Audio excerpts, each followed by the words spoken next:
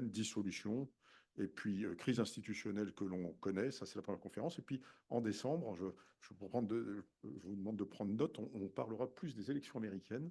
Ça sera intéressant en fonction de ce qui va se passer au mois de novembre, de voir un petit peu où on en est. Alors là, vraiment sur le plan géostratégique, hein, parce que nous, ça nous intéresse sur le plan stratégique.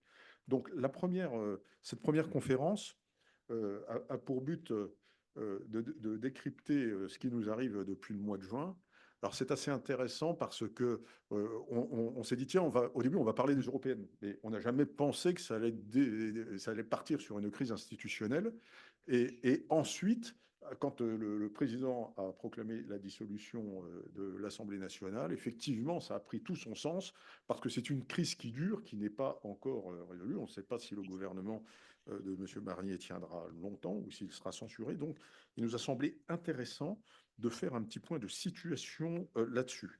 Alors, nos intervenants, donc avec notre partenaire Minerve, avec son partenaire bien sûr Sinopia, donc Alexandre Malafaille qui est président de Sinopia, donc qui va intervenir. Alors là, ton corps de métier, Alexandre, je crois, hein, tu parles très très souvent des institutions, faut-il de la réforme des institutions, de ce qui marche, de ce qui ne marche pas en France. Et là, on est en plein, je dirais, dans le délire voilà, franco-franchouillard, j'allais dire. Voilà, donc donc ça sera très intéressant d'écouter. Ensuite, Joséphine Staron, directrice des études et des relations internationales de Sinopia. Et puis en visio, parce que je crois qu'il est malade et qu'il a peut-être le Covid, non? On ne sait pas trop. Ouais. Ah, on vous entend pas là. Vous avez le son? Ce serait bien d'avoir le son par contre. Oui. En revanche, Voilà. mon Voilà. Donc, ordinateur m'indique des sautes de son. Je vous prie de m'en excuser. nous avons là, en visio, qui devait être parmi nous ce soir, merci d'être présent malgré ce contretemps, Jean Garrigue, historien, président de la Commission internationale de l'histoire des assemblées, qui nous a fait l'honneur. Donc lui, Jean Garrigue sera plutôt le côté approche constitutionnelle, je vais dire, institutionnelle, constitutionnelle. Voilà. Donc, Je suis d'abord un historien de la vie politique et de la pas vie seulement politique des institutions. française. Les institutions ne peuvent pas être déconnectées de la vie des partis, des idées, etc. Donc, je Voilà. les inclus dans ma réflexion, Donc, ça nous apportera une profondeur historique très intéressante j'espère. sur les événements d'aujourd'hui. Alors, bien sûr, la France est un vieux pays. Bon, des crises, il y en a eu. Il y en aura encore. Bon, on n'est pas au bord ni de la révolution, ni du désastre. Mais c'est quand même quelque chose d'inédit depuis des années. Alors, on va commencer tout de suite, Alexandre. Hein. Donc, alors, est-ce que tu pourrais nous dresser un état des lieux, un état des lieux politique, hein, alors, sur cette crise que l'on vient de vivre, et nous donner ton sentiment, un petit peu, ton appréciation de situation. Est-ce que le paysage politique est-il en miettes? Est-ce que les institutions sont en crise? Ou c'est une petite, un soubresaut systémique d'une démocratie qui fonctionne normalement? Je ne sais pas si la démocratie française fonctionne bien. Je ne suis pas sûr que les démocraties fonctionnent Ça si marche, bien que oui. ça. Je ne suis pas certain que ça marche là. Ça Si, marche. vous entendez? Voilà, oui, c'est mieux. Avec ça, c'est mieux. Oui. Je ne sais pas si la démocratie française marche bien. Je n'ai pas le sentiment ces dernières années que les démocraties, de manière générale, fonctionnent très bien. Il manque un peu d'efficacité dans le résultat. En France, c'est quand même très caractéristique. Moi, j'ai un peu le sentiment, en fait, pour sauter les choses très, très sincèrement, et puisqu'on est dans un comité relativement fermé, on peut se parler. Un peu le sentiment que tout ça, c'est un peu la chronique d'une fin annoncée. Et c'est vrai que quand on se replonge un peu dans l'histoire récente et celle qui est celle de Sinopia, j'avais proposé qu'on crée un think tank comme Sinopia en 2012 pour réfléchir et travailler sur les questions de gouvernance, en estimant que finalement, quelle que soit la qualité des propositions politiques, il y avait un impensé, c'est finalement l'art et la manière de faire. C'est Napoléon qui disait que voilà, la guerre, c'est tout un art d'exécution et qu'il fallait se préoccuper de ces questions-là parce qu'il y avait vraiment un problème de qualité, d'efficacité. Et c'est un sujet qui n'a jamais été pris au sérieux par les politiques. Et pourquoi je dis que c'est la chronique d'une fin annoncée? Parce que ça fait... Alors, je ne sais pas si on peut le situer, je ne sais pas ce qu'en pensera Jean Garrigue, mais moi, j'ai le sentiment qu'à partir du moment où, globalement, on n'a plus de menaces, on va dire, existentielles à nos portes, c'est-à-dire avec la chute du mur en 1989 et l'effondrement de l'URSS jusqu'en 2091. À partir de ce moment-là, finalement, on n'a plus de menace à nos portes. On s'est retrouvé relativement certain que les choses allaient bien. D'ailleurs, on a été jusqu'à théoriser la fin de l'histoire. On s'est mis à rêver d'une mondialisation qui allait être heureuse, où finalement le modèle libéral de l'économie de marché, avec la démocratie, tout ça allait naturellement changer le monde en bien et tout serait pour le mieux dans le meilleur des mondes, bien sûr, avec nos intérêts en premier. Et puis on a baissé la garde. On a baissé la garde en plein de domaines et on a entre autres baissé la garde sur un point qui est essentiel, qui est l'efficacité de l'action politique. Et puis le deuxième sujet, c'est qu'on a cédé à la facilité. C'est-à-dire que ça fait, à partir de ce moment-là, on a vraiment considéré que finalement on pouvait ne pas tenir ses promesses, faire de la politique et puis se contenter de mettre des belles paroles et de faire semblant. Et puis, si on n'y arrivait pas, de toute façon, de piocher dans les réserves. Donc, de s'endetter indéfiniment, sachant que, évidemment, rien n'étant jamais linéaire, en même temps qu'on est amené à faire des surpromesses pour se faire élire ou ne pas les tenir et à remettre des sous pour compenser ce qu'on n'a pas su bien faire, vous avez au passage des crises. Et le tout additionné fait que on se retrouve aujourd'hui dans une situation qui est très difficile. Alors, l'état des lieux actuel, il est sincèrement très préoccupant. Parce que il y avait, on peut le dire, même si certains n'y croyaient pas beaucoup, et je faisais partie de cela dès la première heure, Emmanuel Macron s'est planté, pour le dire très, très clairement. Il n'a pas tout raté, hein, voilà. Mais sur le fond, il a raté, à mon avis, trois choses essentielles. C'est que d'abord, il s'est profondément raté sur la façon de gouverner. Alors ça va de la qualité de son entourage à la méthode, au rapport avec les Français, à la brutalité, à des réformes qui ont été menées en dépit du bon sens. On en parlait encore aujourd'hui sur la réforme des retraites. Il faut une réforme des retraites, il n'y a pas de problème. De toute façon, il en faut une tous les 5 ans. Donc, parce que personne n'a jamais réussi à faire la réforme miracle qui règle tout pour 30 ans. D'ailleurs, c'est trop compliqué à faire sur autant d'années, compte tenu de tous les paramètres à prendre en compte et de la difficulté à prévoir à cette échelle de temps. Mais personne ne peut comprendre pourquoi il a décidé de passer en force, y compris sur des sujets absurdes. La question de faire travailler 1 an de plus les gens qui commencent entre 18 et 20 ans, ce point-là en particulier n'avait absolument aucun sens. Il crée une injustice absolument majeure entre les catégories de Français, pour une raison qui en plus n'avait pas de fondement particulier, ni même d'intérêt économique réel. Et pour autant, c'est ce qui a entre autres crispé les syndicats, entre autres la CFDT, et tout ça pourquoi? Pour au bout du compte voir qu'il y a toujours un effet boomerang en démocratie. Quand vous faites mal le job à un moment donné, ça revient. Et d'ailleurs, il s'est aliéné les syndicats, il s'est aliéné la gauche, il s'est aliéné beaucoup de Français à cause de cette réforme mal ficelée. Et le résultat des courses, c'est qu'on va devoir effectivement revenir sur ces mesures-là certainement dans les prochains temps. Et à la limite, tant mieux, ne serait-ce que par égalité entre les uns et les autres. Il n'y a pas de raison, en effet, de créer une distorsion. Mais voilà, donc il s'est planté sur la méthode, il s'est planté sur la façon de faire. Il a oublié que voilà, gouverner, c'est pas simplement que les tableurs Excel et c'est pas Forge of Empire. Vous savez, ce fameux jeu vidéo où on construit sur un petit jeu, voilà, le monde dans lequel on pense qu'on existe. C'est une équation qu'il faut prendre en considération. C'est les Français, les citoyens, les hommes et les femmes qui font ce pays. Il faut les prendre dans toutes leurs dimensions. Il faut se mettre. Il y a beaucoup de militaires dans la salle. Vous savez tous que voilà, vos équipes, à un moment donné, ils veulent être respectés, écoutés. Il faut apporter des garanties en termes de protection.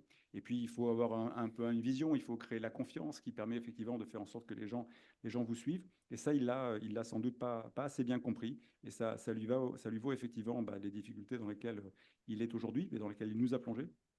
Son deuxième grand échec, c'est sur la dépense publique.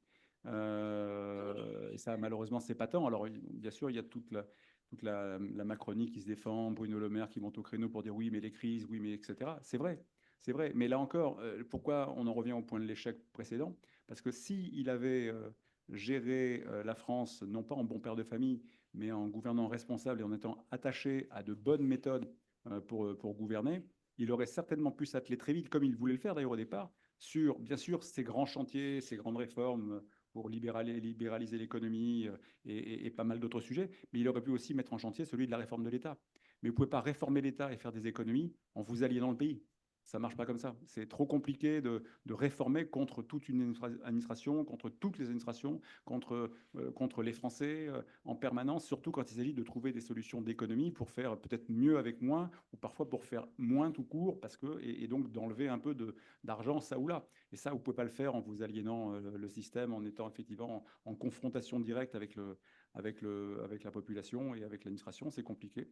Et puis son troisième échec, c'est l'échec du pari sur lequel il a quand même fait reposer une bonne partie de sa politique, c'est effectivement son pari sur l'économie. En fait, il a considéré que dans une approche très libérale, que finalement l'économie, par la croissance qu'elle allait générer et puis l'emploi qu'elle allait créer, allait régler la plupart des problèmes que l'on avait, amener les recettes, les ressources suffisantes et nécessaires pour finalement faire en sorte que les choses iraient dans le meilleur des mondes. Là-dessus, c'est malheureusement un triple échec que l'on constate. Et tout ça s'est fait chemin faisant, avec quelque chose qui a petit à petit vraiment dégradé la qualité de la vie publique, peut-être de manière encore plus importante que c'était le cas jusqu'à présent. Ses prédécesseurs n'ont pas beaucoup mieux fait, hein, très sincèrement. Je n'ai pas beaucoup de complaisance pour les quelques derniers présidents de la République et du travail qu'ils ont pu faire, parce qu'il y a eu beaucoup de cosmétiques.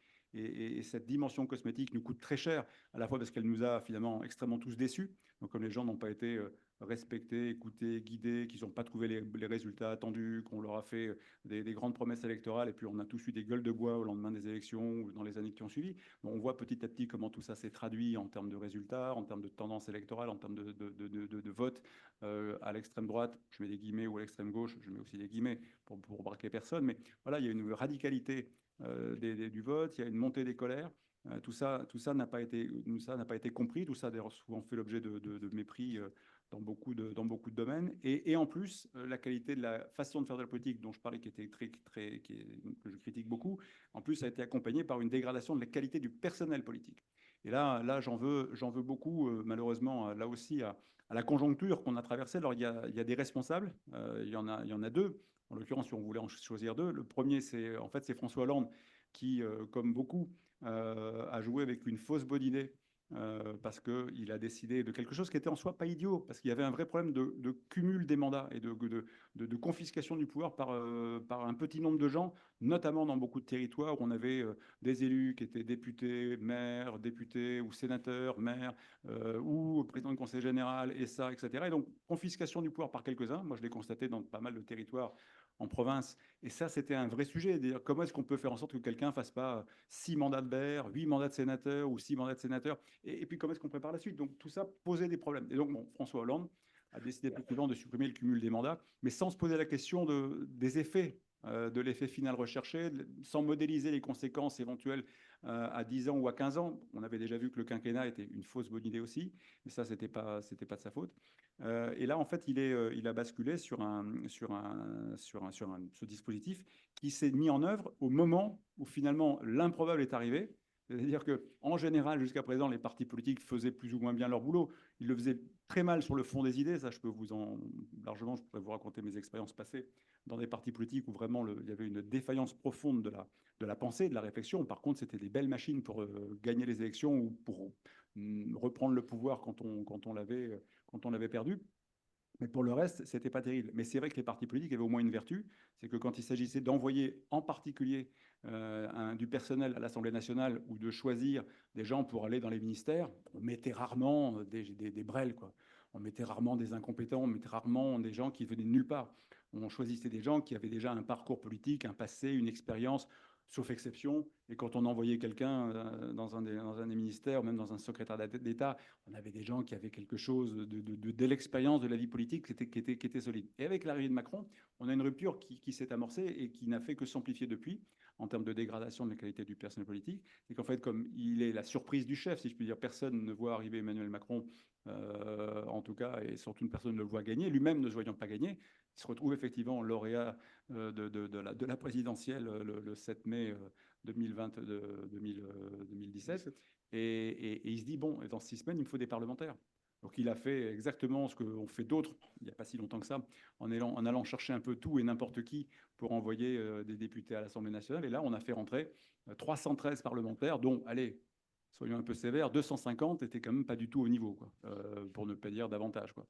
Alors, il n'a pas fait des choix de casting trop fous comme Marine Le Pen a pu être amenée à le faire récemment avec une partie de son casting qui était quand même très, très critiquable et qui d'ailleurs qui a été très, très critiqué. Mais il a fait rentrer beaucoup de gens peu compétents, mais qui par contre, pour certains d'entre eux, ont assez vite réussi à trouver un certain talent oratoire. Et alors en politique, voilà, si vous êtes bon à l'oral, globalement, ça suffit à faire illusion, même si vous êtes nul à l'écrit et si vos résultats sont pas bons, parce que comme vous êtes bon à l'oral, vous aurez toujours du bagou pour vous représenter devant vos électeurs. Et cette espèce de dégradation, elle a été accompagnée par finalement la dégradation de la qualité des autres formations qui ont envoyé des gens de qualité de niveau inférieur que ce qu'on avait pu connaître. Et petit à petit, voilà, le sentiment que ça donne, y compris sur les compositions ministérielles, c'est qu'on a des castings qui sont beaucoup appauvris. Et donc on a un état des lieux politique qui est très préoccupant parce que il y a finalement plus beaucoup de gens, moi, que j'estime comme étant vraiment compétents, expérimentés et suffisants. Alors c'est vrai que quand on voit arriver Michel Barnier, c'est ceux qui ont écouté le discours de politique générale, on voit un vrai changement. D'un coup, on voit quelqu'un qui a fait de la politique. Et quand on le voit répondre après aux différents responsables des partis politiques dans le cadre de la séance des questions qui ont été adressées au Premier ministre après effectivement son DPG, là, on a le sentiment qu'on a quelqu'un qui fait de la politique, qui a du fond, et qui tranche un peu avec ce qu'on avait l'habitude de voir jusqu'à présent. Mais comme quoi, il faut un peu d'expérience, quoi, hein. On ne commande pas une armée en ayant simplement des galons de sergents sur les épaules, quoi. Il faut un peu de bouteille pour commander une armée ou un bataillon, une division. Et c'est ce qui nous manque aujourd'hui dans la classe politique. Donc le paysage aujourd'hui, je m'en arrête peut-être là pour ce premier tour, mais le paysage politique aujourd'hui est très, très, très dévasté.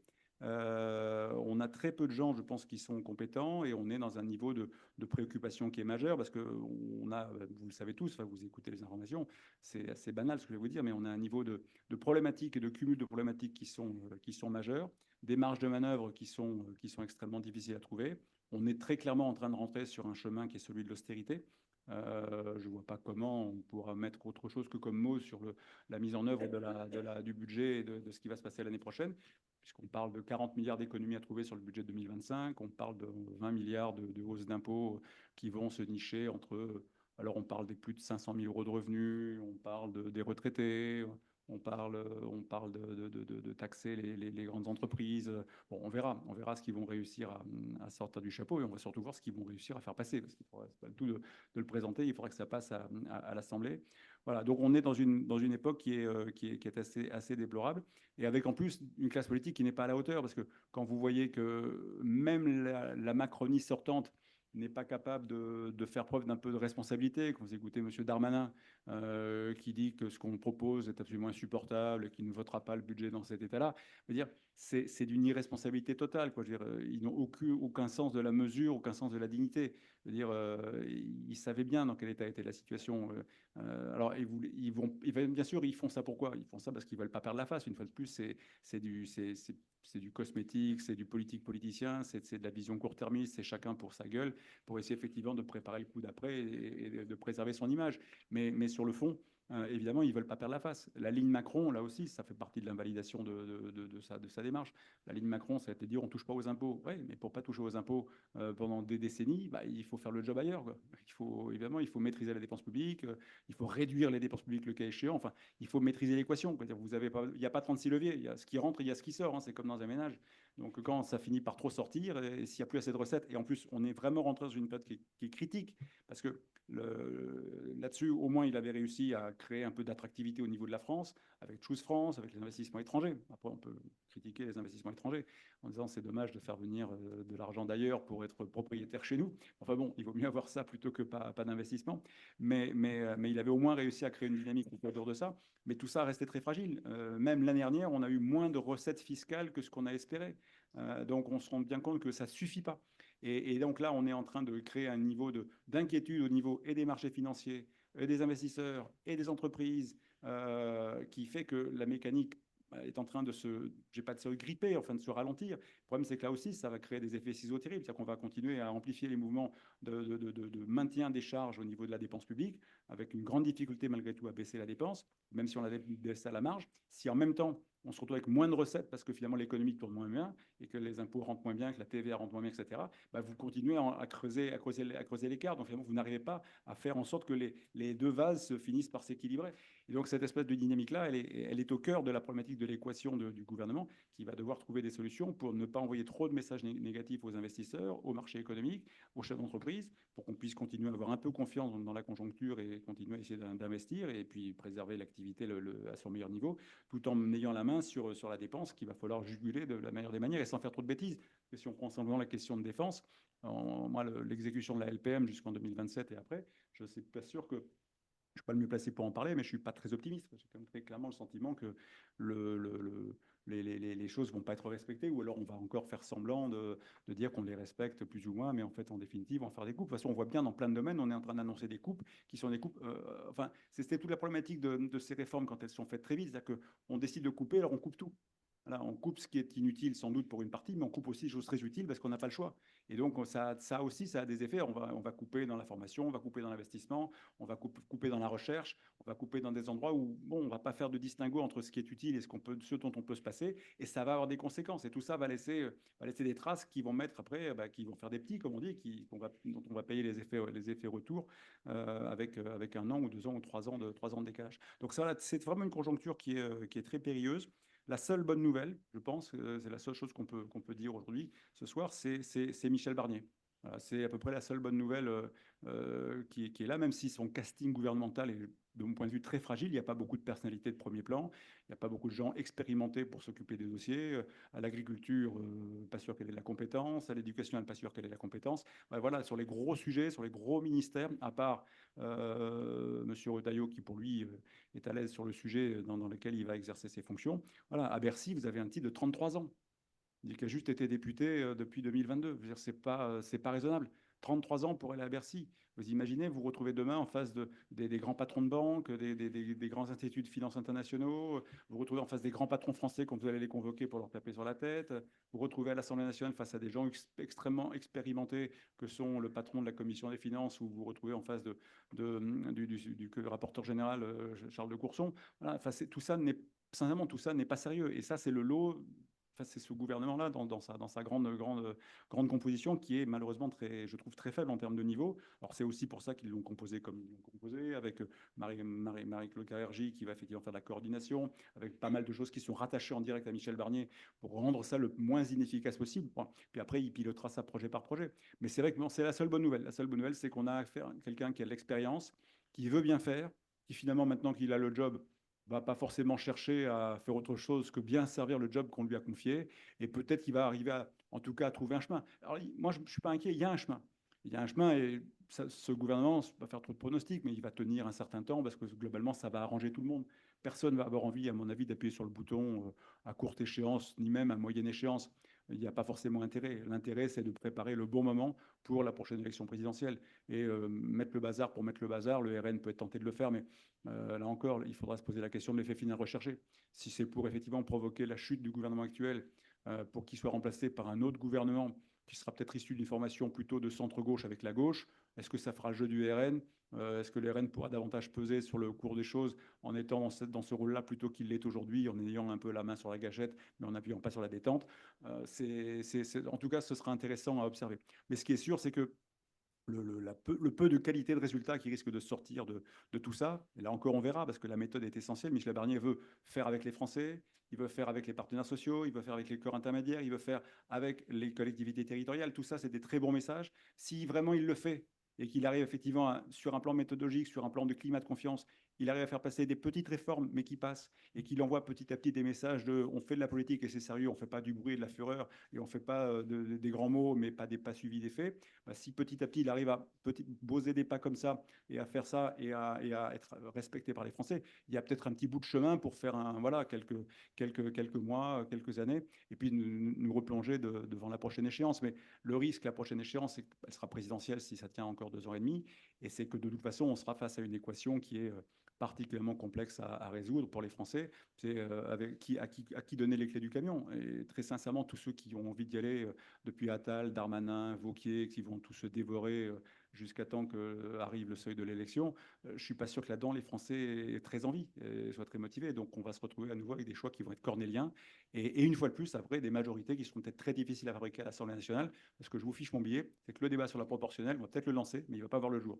Parce que entre les aspirations des uns, c'est-à-dire je veux une proportionnelle avec une prime au vainqueur, et puis les aspirations des autres, c'est-à-dire je veux surtout pas de ça, je ne suis pas certain qu'on trouve un accord et que les vieux gaullistes, finalement, finissent par accepter d'avoir un accord sur la proportionnelle qui serait effectivement de nature à encore plus, pardonnez-moi l'expression, bordéliser le Parlement qu'il l'est aujourd'hui. Donc voilà, je pense qu'il y a un bout de chemin possible avec Michel Barnier sans que ça s'effondre. Est-ce que ça produira suffisamment de résultats pour ramener le corps électoral vers un choix qui sera raisonnable et responsable au sens évitons les extrêmes si c'est possible, parce que ce sera peut-être pas forcément facile de traverser cette période-là après si c'était le cas, ou est-ce qu'on va devoir en passer par un des deux extrêmes et peut-être effectivement le RN qui est bien placé? Ça, c'est difficile à dire aujourd'hui, mais la tendance est plutôt en faveur de cette hypothèse à aujourd'hui. Donc voilà, donc je trouve un paysage dévasté, une situation complexe. Mais bon, la France en a vu d'autres et c'est moins pire qu'en 1939. Ah oui, là on est rassuré. Alors, moi, juste une question très courte, après je vais passer la parole à Jean Garrigue. Échec du deuxième quinquennat ou crise de régime plus profonde? Les deux, mon général. Je pense qu'il y a vraiment une crise, il y a un échec du septennat, parce que ça fait 7 ans qu'Emmanuel Macron est là. Il y a un échec. Alors, il faut pas être totalement méchant, et pas jeter le bébé avec l'eau du bain. Il n'a pas tout raté. Il y a quand même sur l'impulsion économique des choses qui ont bien fonctionné, sur la volonté de simplifier l'État, malgré tout, il a fait des choses. Il y a moins d'agences gouvernementales, il y a moins de bazar, il y a moins de zinzin et c'était difficile. C'est vrai qu'il a respecté cette parole de ne pas augmenter les impôts pendant ces dernières années, même si les recettes fiscales ont progressé. C'est-à-dire qu'il y a plus de recettes fiscales, mais les taux n'ont pas évolué de manière défavorable. Il n'a pas respecté tous ses engagements, parce que par exemple, la contribution sur les entreprises, l'impôt de production, il ne les a pas baissés comme il s'y était engagé. Bon, mais globalement, voilà. Après, il y a un certain nombre de réformes qui ont été menées à leur terme, dans plein d'univers. C'est vrai qu'il a augmenté le budget de la justice. Bon, dans le domaine de la défense, malgré tout, la LPM, sur le papier, n'est pas si mal que ça. Voilà, bon, après, il a raté complètement la dimension internationale, en particulier en Afrique, mais on ne va pas en parler ce soir, c'est un autre sujet. Il s'est grillé, mais Joséphine le dira peut-être mieux, au niveau des autres pays européens, donc il n'a pas joué des stratégies d'alliance suffisantes pour pouvoir être en position de force en Europe ou jouer avec des coalitions qui pourraient créer des vraies positions de force en Europe. Donc là-dessus, il s'est raté.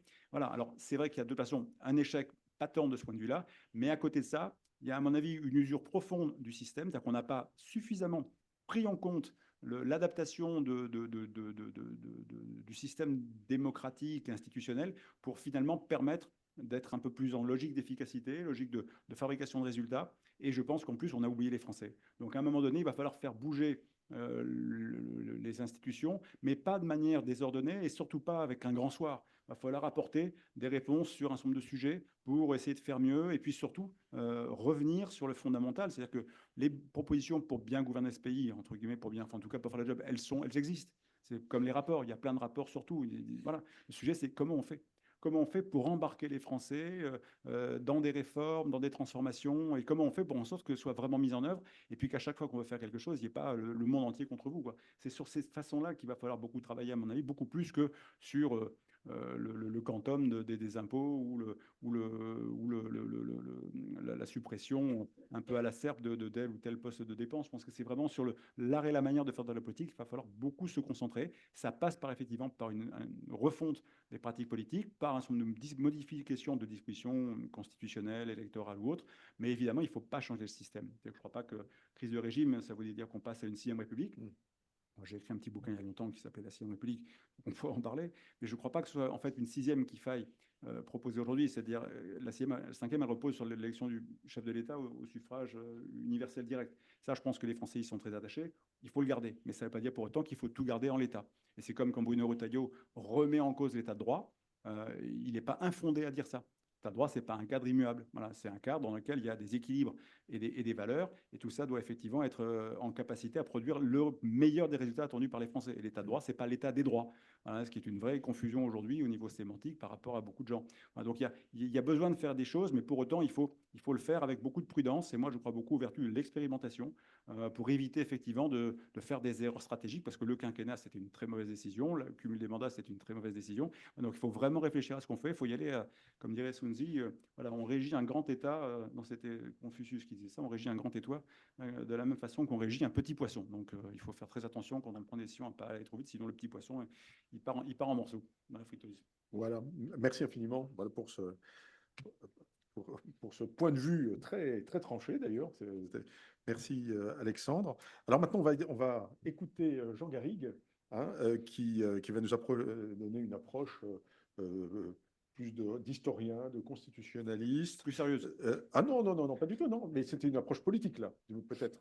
Et donc, voilà, donc maintenant, Jean Garrigue, est-ce que vous pouvez nous dire, selon vous, véritablement, pourquoi le président finalement a dissous l'Assemblée nationale après des simples élections européennes. Et quelle est votre analyse des conséquences de cette dissolution?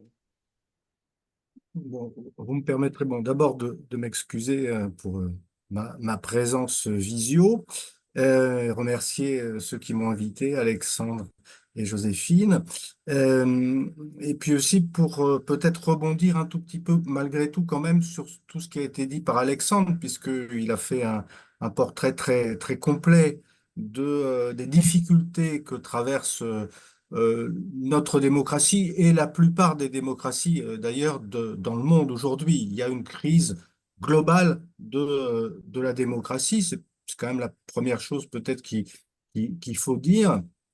Et sur la chronologie de cette crise démocratique, je pense qu'effectivement, c'est une bonne idée comment dirais-je, de prendre comme date de référence la chute du mur et cette espèce de fin de l'histoire qui a été ressentie par tous et qui a provoqué ce que j'appellerais une fatigue démocratique. Moi, j'ai plus l'impression qu'on se retrouve en ce moment plus que dans une crise, parce qu'après tout, la démocratie, son principe même, c'est d'être toujours en crise.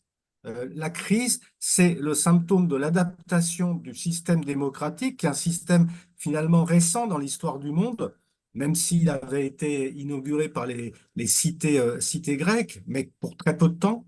Et la crise de la démocratie, elle est consubstantielle.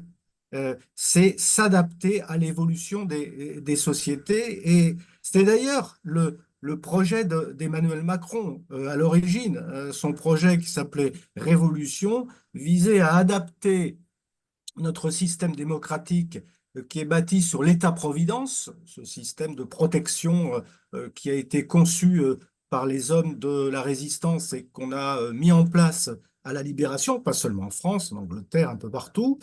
Ce système-là, il voulait l'adapter à la mondialisation. Et force est de constater que, étant donné les résultats qu'a évoqué Alexandre, cette adaptation n'a pas été dans tous les domaines une réussite. Elle l'a été dans certains domaines et j'y reviendrai éventuellement. Donc, avant, si vous voulez, d'en venir à la séquence actuelle, je voudrais bien reprendre un petit peu ce qui a été dit parce que ça m'intéresse en tant qu'historien et rappeler aussi quand même qu'il y a un paramètre essentiel qui explique cette crise de la démocratie et l'impuissance en fait des gouvernements d'alternance qui se sont succédés depuis les années 70. Et ce phénomène, c'est lié d'ailleurs notamment aux deux crises pétrolières des années 70, c'est l'avènement du chômage de masse. Hein, et le problème du chômage qui a pesé de manière récurrente sur toutes les sociétés démocratiques jusqu'à il y a quelques années. Et on peut reconnaître, malgré tout, à la politique macroniste d'avoir été dans ce domaine-là plutôt une réussite, même si cette réussite est contestée et si on peut considérer qu'elle est moins évidente que dans des pays similaires. Mais enfin, il y a quand même eu là-dessus quelque chose qui a évolué. Donc là, dans la chronologie, je pense qu'il faut aussi évoquer ce qui s'est passé dans les années 70 et la manière dont ça a influé progressivement dans les années 80 sur le désarroi finalement des politiques en démocratie. Pour ce qui est d'Emmanuel Macron, là je rejoins évidemment Alexandre sur cette gouvernance très technocratique en réalité. Alors, je dirais à la fois technocratique et à la fois dogmatique. C'est-à-dire que il me semble, pour expliquer la gouvernance macroniste, et il se trouve que je connais un peu et même de très près des gens qui sont autour de lui, et j'ai pu un petit peu me faire une idée de comment ça se passe.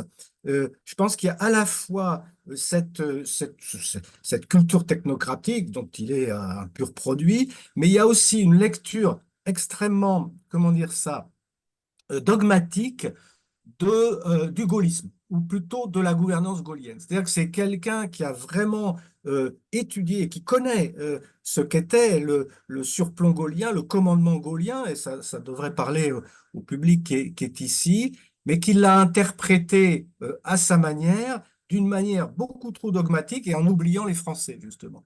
Alors qu'au fond, le général de Gaulle était en permanence connecté avec les Français. C'était à la fois le mystère du commandement, mais c'était aussi la connexion permanente avec ce que voulaient les Français, la sollicitation permanente des Français. Il le montre à chacune des crises, en 62, en 68.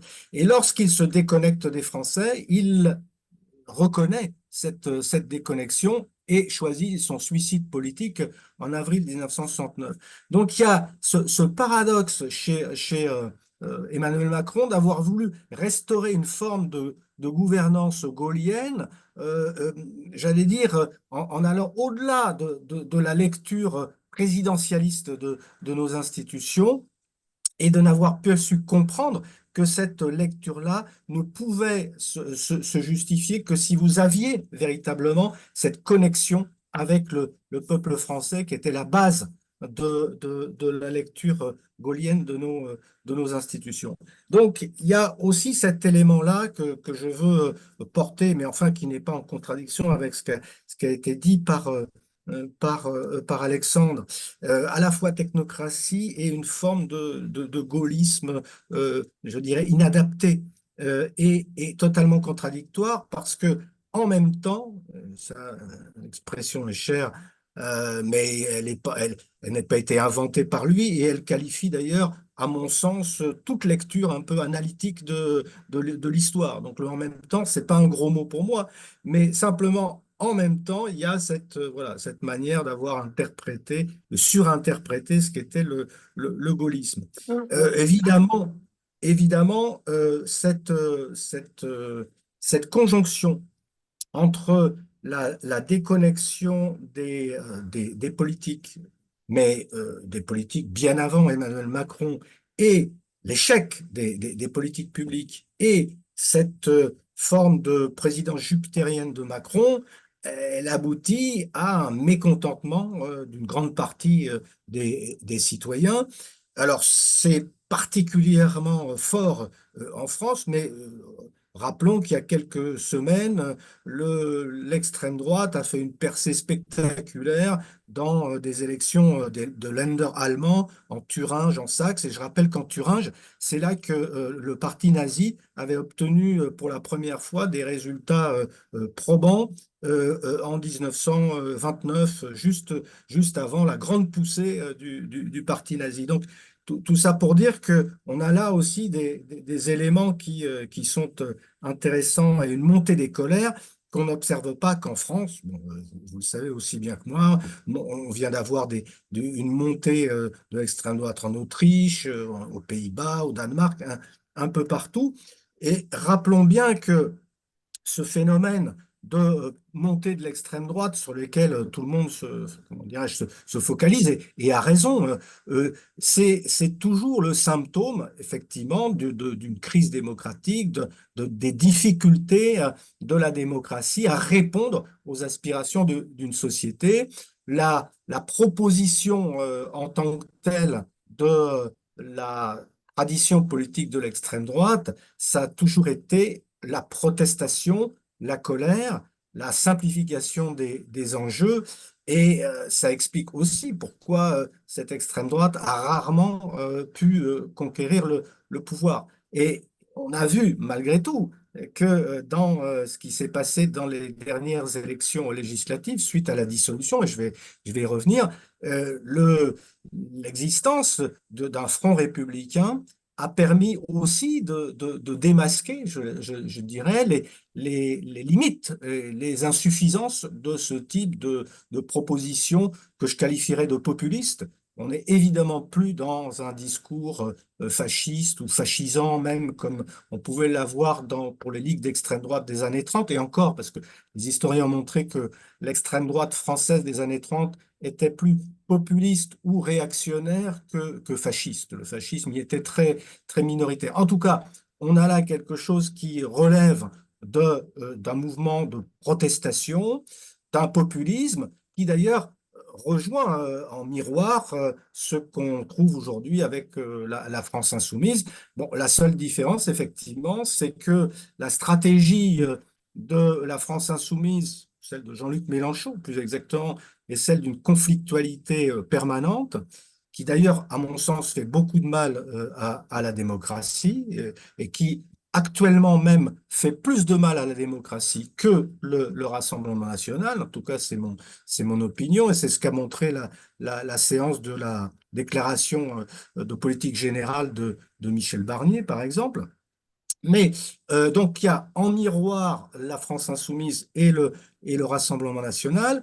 Et c'est évident que quand vous avez deux forces qui ne veulent pas jouer le jeu de la démocratie, c'est-à-dire le jeu du système démocratique tel qu'il existe dans notre pays, même si ce sont des forces qui sont démocratiques et que personnellement, je ne souscris pas à leur exclusion de l'arc républicain. Ce sont des partis républicains, l'un et l'autre, à mon sens. Ils ont montré leur faille, ils ont montré en quoi ils pouvaient être contraires aux valeurs de la République, les uns comme les autres, antisémitisme du côté de la France insoumise, antisémitisme du côté du Rassemblement national, xénophobie, tout ce qu'on voudra, mais ce sont quand même des partis qui, dans leur discours, sont des partis républicains. Donc ça, de ce côté-là, il y a déjà un problème, je pense, pour comment dire ça, résoudre les problèmes qui vont se poser à la démocratie. Pour être clair, moi je pense que plutôt que d'aboutir à cette dissolution que personne n'a comprise à la suite d'élections européennes qui n'inféraient pas directement sur le jeu politique français, il aurait été, à mon sens, beaucoup plus intéressant de la part d'Emmanuel Macron, qui promettait de faire une révolution, je le répète, et d'aller vers un nouveau monde. Ben, il aurait peut-être été intéressant, peut-être même dès 2017, de tenter l'expérience d'un gouvernement d'unité nationale, d'un gouvernement euh, qui se serait inspiré justement du modèle gaullien, modèle gaulliste de 1944, le gouvernement provisoire de la République française, en s'adressant à toutes les forces politiques. Il est vraisemblable que la France insoumise et de Jean-Luc Mélenchon et le Rassemblement national de Marine Le Pen ne seraient pas allés dans ce gouvernement d'unité nationale, mais ça aurait justement montré aux Français en quoi on avait affaire là à des partis de protestation qui n'étaient pas en mesure de proposer des alternatives gouvernementales. Et ça aurait permis de donner à la politique d'Emmanuel Macron un socle nouveau qui aurait marqué précisément cette rupture avec l'alternance droite-gauche qui aboutissait à un constat d'impuissance, parce qu'il faut quand même toujours rappeler que on a beaucoup dit qu'Emmanuel Macron avait cassé la gauche et la droite traditionnelle, fait travailler la poudre, comme on dit, etc. Mais en fait, au fond, Emmanuel Macron n'a été que le syndic de la faillite de ces partis qui n'arrivaient plus à proposer des solutions qui satisfaisaient les Français. Échec de Nicolas Sarkozy, échec de François Hollande, on aboutit à autre chose et à cette figure d'homme providentiel, j'ai écrit des choses là-dessus, qu'a représenté Emmanuel Macron, cet homme nouveau qui vous apporte des solutions, un nouveau monde, des solutions meilleures. Et je répète que il me semble rétrospectivement, mais c'est facile de juger rétrospectivement de cette manière, que Emmanuel Macron aurait été inspiré de tenter cette expérience. Il a, pour le coup, aurait été une vraie clarification politique, parce qu'elle aurait montré comment, éventuellement, le bloc des modérés, puisqu'il voulait s'appuyer sur ce bloc des modérés, pouvait gouverner, mais pouvait gouverner sur un vrai programme de coalition et non pas sur un attrape-tout ou sur une adhésion forcée à j'allais dire, au conducteur ou en tout cas au président jupitérien qu'est Emmanuel Macron. Donc, pour revenir à la dissolution, cette dissolution nous était présentée comme une volonté de clarification. En réalité, il me semble qu'elle était surtout destinée à faire exploser la gauche, puisque ce qui s'était passé aux élections européennes, c'était l'inversion d'un rapport de force au sein de la gauche qui avait vu le bloc socialiste, Place Publique, Raphaël Glucksmann, se mettre en avant par rapport à la France insoumise. Et c'est quelque chose de très important pour le temps long de l'histoire de la gauche.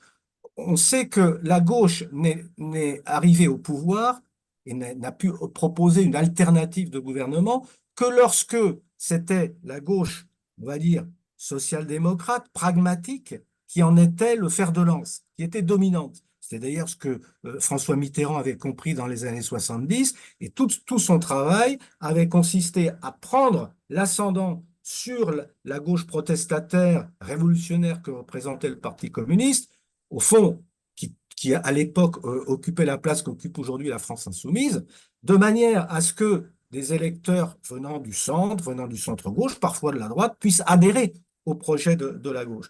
Et donc là, on avait l'occasion avec Raphaël Glucksmann, avec cette inversion du rapport de force, d'éventuellement de reconstruire une gauche sur une base qui leur permettrait d'aller vers le pouvoir. Et au fond, c'était peut-être une des idées d'Emmanuel Macron quand il a dissous l'Assemblée nationale. Bon, sauf que ça ne s'est pas passé du tout comme ça, et que finalement, les préoccupations électoralistes ont dominé et que les socialistes n'ont pas osé franchir le pas, comme ils n'ont pas osé ensuite se séparer du nouveau Front populaire et soutenir la candidature de Lucie Castet.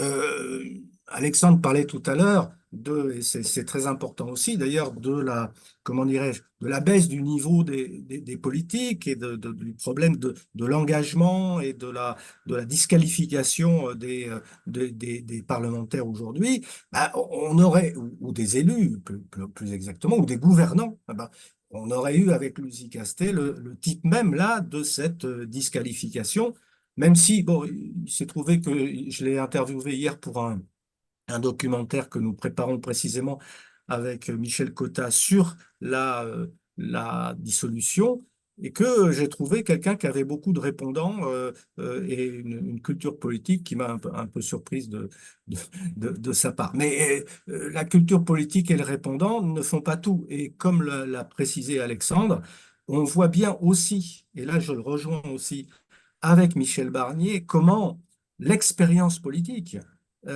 voilà, 50 ans d'élection, 50 ans de responsabilité politique à tous les niveaux, échelon local, régional, etc., européen, vous façonne véritablement une culture politique, un art de faire de la politique, pas seulement un art pour répondre à des interruptions ou des sollicitations au sein de l'Assemblée nationale, mais aussi pour justement avoir une sorte de colonne vertébrale politique, idéologique et trouver des solutions. Et en cela, je rejoins aussi Alexandre, c'est vrai que la question du non-cumul des mandats pose une vraie problématique et que on est aujourd'hui un peu en manque et en nostalgie de politiques responsables qui ont précisément cette expérience du terrain. Je serais un peu moins sévère que lui pour la vague macroniste de 2017, parce que si quand on observe un peu la sociologie et les parcours, la prosopographie de ces élus de 2017, on voit quand même qu'une grande majorité d'entre eux avaient déjà milité dans le monde associatif, parfois dans des partis politiques, notamment au Parti socialiste ou dans des syndicats, et que donc ils n'étaient pas aussi inexpérimentés que cela. Mais là où je le rejoins aussi, c'est que on voyait bien que leur manque d'expérience de l'élection, enfin des responsabilités locales, des responsabilités régionales, par exemple, était quand même un élément qui les rendait très souvent un peu inaptes à exercer ces responsabilités. D'ailleurs, beaucoup sont partis de gré ou de force lors de l'élection de 2022. Alors, pour en revenir à la situation actuelle, il faut voir que, et c'est ça, c'est là que je vais parler un peu, j'allais dire institution, c'est que la division en trois blocs de notre Assemblée d'aujourd'hui, qui finalement correspond, est en adéquation avec la tripartition des esprits et des volontés démocratiques des Français. Cette tripartition-là correspond beaucoup plus à une situation politique de la quatrième ou de la troisième République, qui étaient des régimes purement parlementaires, qu'aux institutions de la cinquième République. Nous avons été construits, façonnés, j'allais dire conditionnés à ce que la majorité parlementaire corresponde, ou plutôt que le président de la République puisse s'appuyer sur une majorité parlementaire, sur une majorité absolue, cela depuis 1962, parce que ce n'était pas le cas au tout début en 1958, mais on était habitué à ça, ou alors à avoir au contraire une cohabitation très claire avec un Premier ministre qui s'appuyait, lui, sur cette majorité absolue, contraire ou opposée au président de la République. C'est une construction qui, évidemment, découle de l'élection du président de la République au suffrage universel et du fait que au second tour de l'élection, vous avez une bipolarité, hein, et que donc on se construit comme ça. Tantôt on dit blanc, tantôt on dit noir, mais on peut jamais dire gris. Même si en réalité, dans la réalité de la gouvernance, on revient toujours au gris. Bon, ce serait très long d'en parler, mais tous les présidents de la République sont partis sur des idées. Jacques Chirac, en 1995, sur la résorption de la fracture sociale, est arrivé à faire une politique libérale assez classique, de rigueur. Bon, tandis que François Mitterrand, qui était parti lui aussi sur un programme de changement total de la vie, nationalisation, réforme sociale, etc., a fait un tournant de la rigueur en 1982. Donc on revient toujours au gris. Mais on ne le dit pas. Et dans le système de la Cinquième République, le gris n'est pas admissible. Or, qu'est-ce qu'on voit dans les pays voisins, en Allemagne, aux Pays-Bas, en Belgique, etc. La plupart, je dirais la plupart des gouvernements se sont construits sur des pactes de compromis, de coalition entre des forces politiques qui, a priori, n'avaient rien en commun, ou en tout cas qui étaient éloignées les unes des autres, et qui ont réussi à trouver cette conjonction. Or, évidemment, nous, Michel Barnier, pour être très clair, il est contraint à trouver ce pacte de gouvernance, cette forme de compromis en 3 semaines, avec l'urgence du vote du budget, etc. Et on voit la difficulté des choses. Et ça doit donc nous questionner sur l'adéquation de nos institutions, ou plus exactement, et là je vais rejoindre aussi Alexandre, de nos institutions, ou plus exactement du fonctionnement de nos institutions avec la situation politique d'aujourd'hui. Il faut prendre les choses comme elles sont, avec cette tripartition qui rappelle étrangement ce qu'était la situation politique sous la quatrième République, de 1947 notamment jusqu'au milieu des années 50, on va dire jusqu'à Mendès France, avec ce qu'on appelait la troisième force. Vous aviez au pouvoir une coalition qui allait des socialistes, je dis bien des socialistes, qui étaient marxistes à l'époque, Guy Mollet, des socialistes jusqu'à la droite libérale, qui est l'équivalent de Michel Barnier ou de Bruno Retailleau. Bon. Et vous aviez des deux côtés, aux extrêmes, un parti communiste qui occupait à peu près la fonction qu'occupe aujourd'hui la France insoumise, et de l'autre côté, les gaullistes, qui n'était pas très loin, ou plutôt le Rassemblement national n'est aujourd'hui pas très loin des idées du RPF, du général de Gaulle à l'époque. Et donc, c'est quand même intéressant de constater que malgré tout, avec toutes les critiques qui ont été formulées par la suite sur cette troisième force des années 50, cette troisième force a réussi à fonctionner, a lancé la France sur les rails de la reconstruction et de la croissance, à faire voter la troisième semaine de congés payés, à construire ben, les prémices de l'Europe, de la construction européenne, et des tas de choses comme ça qui n'étaient pas si mauvaises. Et avec, on a beaucoup parlé de l'instabilité gouvernementale de cette époque. Sauf que les gouvernements changeaient fréquemment, mais les ministres restaient souvent les mêmes. Et il y avait donc une continuité dans les politiques qui étaient menées à l'époque. Bref, tout ça pour dire, je pourrais aussi parler de ce qui s'est passé en 1926 avec le gouvernement d'union nationale de Raymond Poincaré, qui était le chef de la droite et qui a pris comme numéro 2 le chef de la gauche, Édouard Herriot. Bon, que notre histoire, elle est pleine de ces moments de compromis. Donc, il faudrait peut-être aujourd'hui que les acteurs politiques, dans le fonctionnement même de notre vie politique, et sans changer les institutions de la Ve République, comprennent que l'intérêt national, l'intérêt collectif, aujourd'hui, c'est précisément de trouver des formes de compromis, de coalition éventuelles et de gouvernance commune, si vous voulez. Je pense que c'est possible, puisque l'histoire nous l'enseigne et puisque toutes les démocraties qui nous entourent nous le montrent.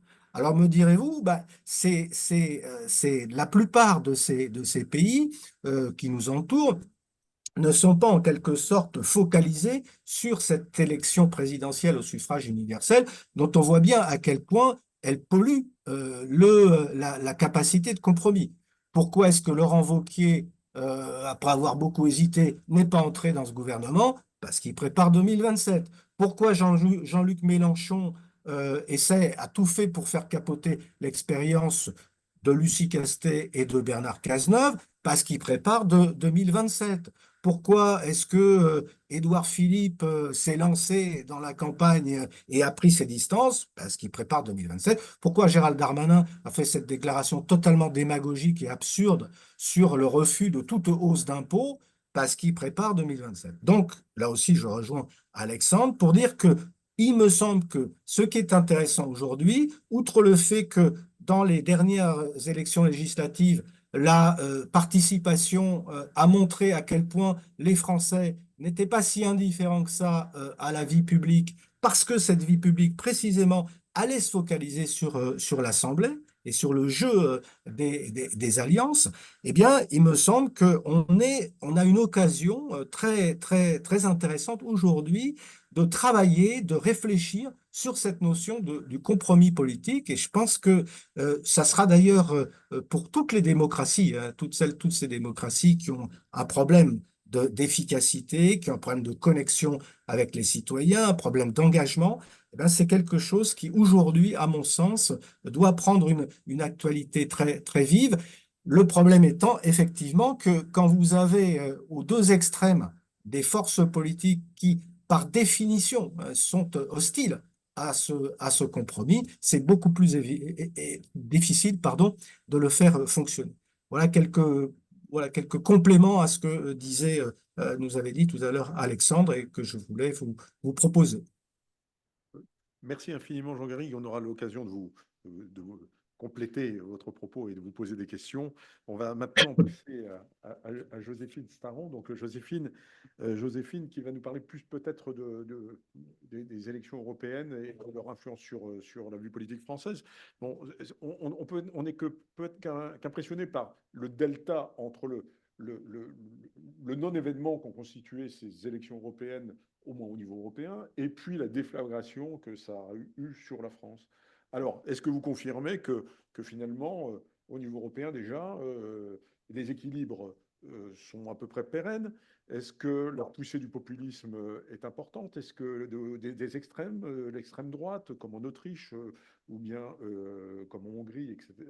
Alors, quelle est votre analyse sur cette affaire? Merci beaucoup. Alors, c'est vrai que les élections européennes ont été complètement passées à la trappe parce qu'au soir des résultats, eh bien, le président a eu la bonne idée de dissoudre et donc on n'en a absolument plus rien eu à faire de ces résultats et il y a eu très peu finalement d'analyse des conséquences. Alors, à première vue, quand on regarde la photo du Parlement européen aujourd'hui et celle de la mandature précédente 2019-2024, les différences ne sont pas flagrantes. On n'a pas eu un bouleversement politique au Parlement européen. Les extrêmes droites, comme on les appelle, n'ont pas pris d'assaut le Parlement. Bref, la catastrophe annoncée par beaucoup n'a pas eu lieu. Mais quand on regarde le détail, on peut faire quand même quelques nuances qui sont importantes au niveau européen parce que ce n'est pas le même fonctionnement que notre Assemblée nationale, bien que aujourd'hui on va voir qu'il y a quand même des ressemblances, on va apprendre, mais il y a des nuances qui vont avoir toute leur importance dans les mois qui viennent et les années qui viennent, notamment sur le vote de certaines réglementations européennes qui vont être très importantes. Premier enseignement, le PPE, donc le groupe de la droite libérale traditionnelle européenne, a gagné quelques sièges, donc il s'est renforcé. Il était déjà majoritaire dans la mandature précédente. Il est aujourd'hui toujours premier groupe politique au Parlement européen, avec quelques sièges en plus. D'où est-ce qu'il tire ces sièges en plus? Eh bien, d'une baisse, notamment du groupe Renew, le groupe dont faisait partie Emmanuel Macron, En Marche, et puis des partis de centre, libéraux, plutôt de droite libérale, de gauche libérale, européen, dont En Marche. Renew est passé de la 3e place au Parlement européen à la 5e place en une élection. Ils avaient créé la surprise en 2019 en arrivant dans le paysage politique européen avec fracas. Et bien là, ils descendent avec tout autant de fracas au Parlement européen. Autre déflagration pour les Verts, les écologistes européens, qui là aussi avaient créé la surprise en 2019 dans la quasi-totalité des partis européens, puisqu'ils ils étaient 4e, et bien aujourd'hui ils sont 6e. Au sein du Parlement européen. Donc leur influence est en nette diminution. Ça aura des conséquences, bien évidemment, sur les politiques européennes des années à venir, et notamment le pacte vert, ce fameux pacte vert qui a occupé toute la première mandature d'Ursula von der Leyen, présidente de la Commission européenne. Maintenant, les droites radicales. Alors, je ne vais pas parler d'extrême droite parce qu'il y a un paysage assez varié quand même et hétéroclite des droites en Europe. On a l'AfD allemande qui est d'extrême droite, là sans aucune ambiguïté, il suffit de lire les déclarations des dirigeants. Et puis, on a des partis où, voilà, par exemple, le parti de Giorgia Meloni en Italie, on va plutôt parler de droite radicale comme le Rassemblement national. On va aujourd'hui peut-être plus avoir tendance à parler de droite radicale. Pourquoi? Bien parce qu'il y a moins de propos, il n'y a pas de propos fascistes ou nazis à proprement parler, à contrario du parti allemand AfD, voire de certains membres du parti FPO autrichien qui a remporté les élections législatives le week-end dernier. Voilà, donc on a quand même une constellation assez diverse des droites radicales en Europe qui se retrouvent cette fois-ci dans cette mandature au Parlement européen. En 2019-2024, on avait le groupe des conservateurs et réformistes, le groupe ECR. Et puis, on avait le groupe ID avec vraiment les radicaux au Parlement. Et bien là, on a un éclatement de tout ça en divers groupes. Le groupe ID, qui était totalement ostracisé au Parlement européen, a disparu et a été remplacé par deux groupes. Le groupe des Patriotes pour l'Europe, dans lequel siège le Rassemblement national français, et également le parti du Fidesz hongrois, le parti du Premier ministre de Viktor Orban. Et puis un autre groupe qui est le groupe des nations souveraines. Je parle de l'Europe. Oui, l'Europe des nations souveraines, voilà, dans lequel siège notamment Sarah Knafo, qui est la seule élue du parti Reconquête d'Éric Zemmour, et puis d'autres partis politiques très à droite sur l'échiquier politique européen. Donc, est-ce que l'extrême droite ou la droite radicale a plus d'influence au Parlement européen dans cette nouvelle mandature? Non. À l'heure actuelle, non, parce qu'elle est déjà encore plus divisée qu'elle ne l'était. En revanche, on va dire que le cordon sanitaire qui tenait jusque-là pour les groupes de droite radicale tient encore. La question, c'est jusqu'à quand? Voilà. Est-ce qu'il peut tenir pendant les 5 ans qui viennent? La question se pose réellement parce que on a quand même un Premier ministre hongrois qui gagne en influence, qui gagne en alliés également, puisque, comme l'a rappelé Jean Garrigue, les droites radicales en Europe gagnent de plus en plus d'élections. Ça a été le cas aux Pays-Bas, même s'ils n'ont pas été capables de former une coalition, ça a été le cas. En Slovaquie, c'est le cas. En Autriche, c'est le cas, même si là encore on peut douter de leur capacité à former une coalition de gouvernement. Et bien évidemment en Allemagne, le risque est grand de voir l'AfD monter encore dans les années qui viennent. Donc concrètement, qu'est-ce que ça peut avoir comme impact demain au sein des institutions, cette reconfiguration, si on peut appeler ça reconfiguration, pas des masses, je dirais, d'un point de vue, non, mais d'un point de vue systémique, ça n'aura pas d'impact direct visible, je dirais absolument visible. En revanche, le groupe ECR, donc des conservateurs et réformistes européens, dans lequel siège Giorgia Meloni, lui, il a pris du galon concrètement, et il est aujourd'hui beaucoup moins mis à la marge, moins mis sur le côté, je dirais, des discussions politiques qu'il ne l'était dans la précédente mandature, même s'il y a encore des réticences de la part des partis traditionnels à les intégrer. En ce qui concerne la Commission européenne, rappelons que la présidente de la Commission est élue par le Parlement européen. Il y avait des doutes sur sa réélection, puisque déjà elle était passée de manière assez difficile, à 9 voix près en 2019. Là, elle est passée beaucoup plus largement. Et on se demandait si elle allait avoir besoin des votes de la droite radicale, et notamment des conservateurs et réformistes de Giorgia Meloni. La réponse a été non, puisque finalement, les sociodémocrates, la droite libérale du PPE, Renew, les centristes et les écologistes l'ont en majorité soutenu dans sa réélection. Donc elle a pu faire fi d'une certaine manière de la recomposition et du choix d'un certain nombre d'électeurs européens en se maintenant à la tête de la Commission. Est-ce une bonne nouvelle, une mauvaise nouvelle?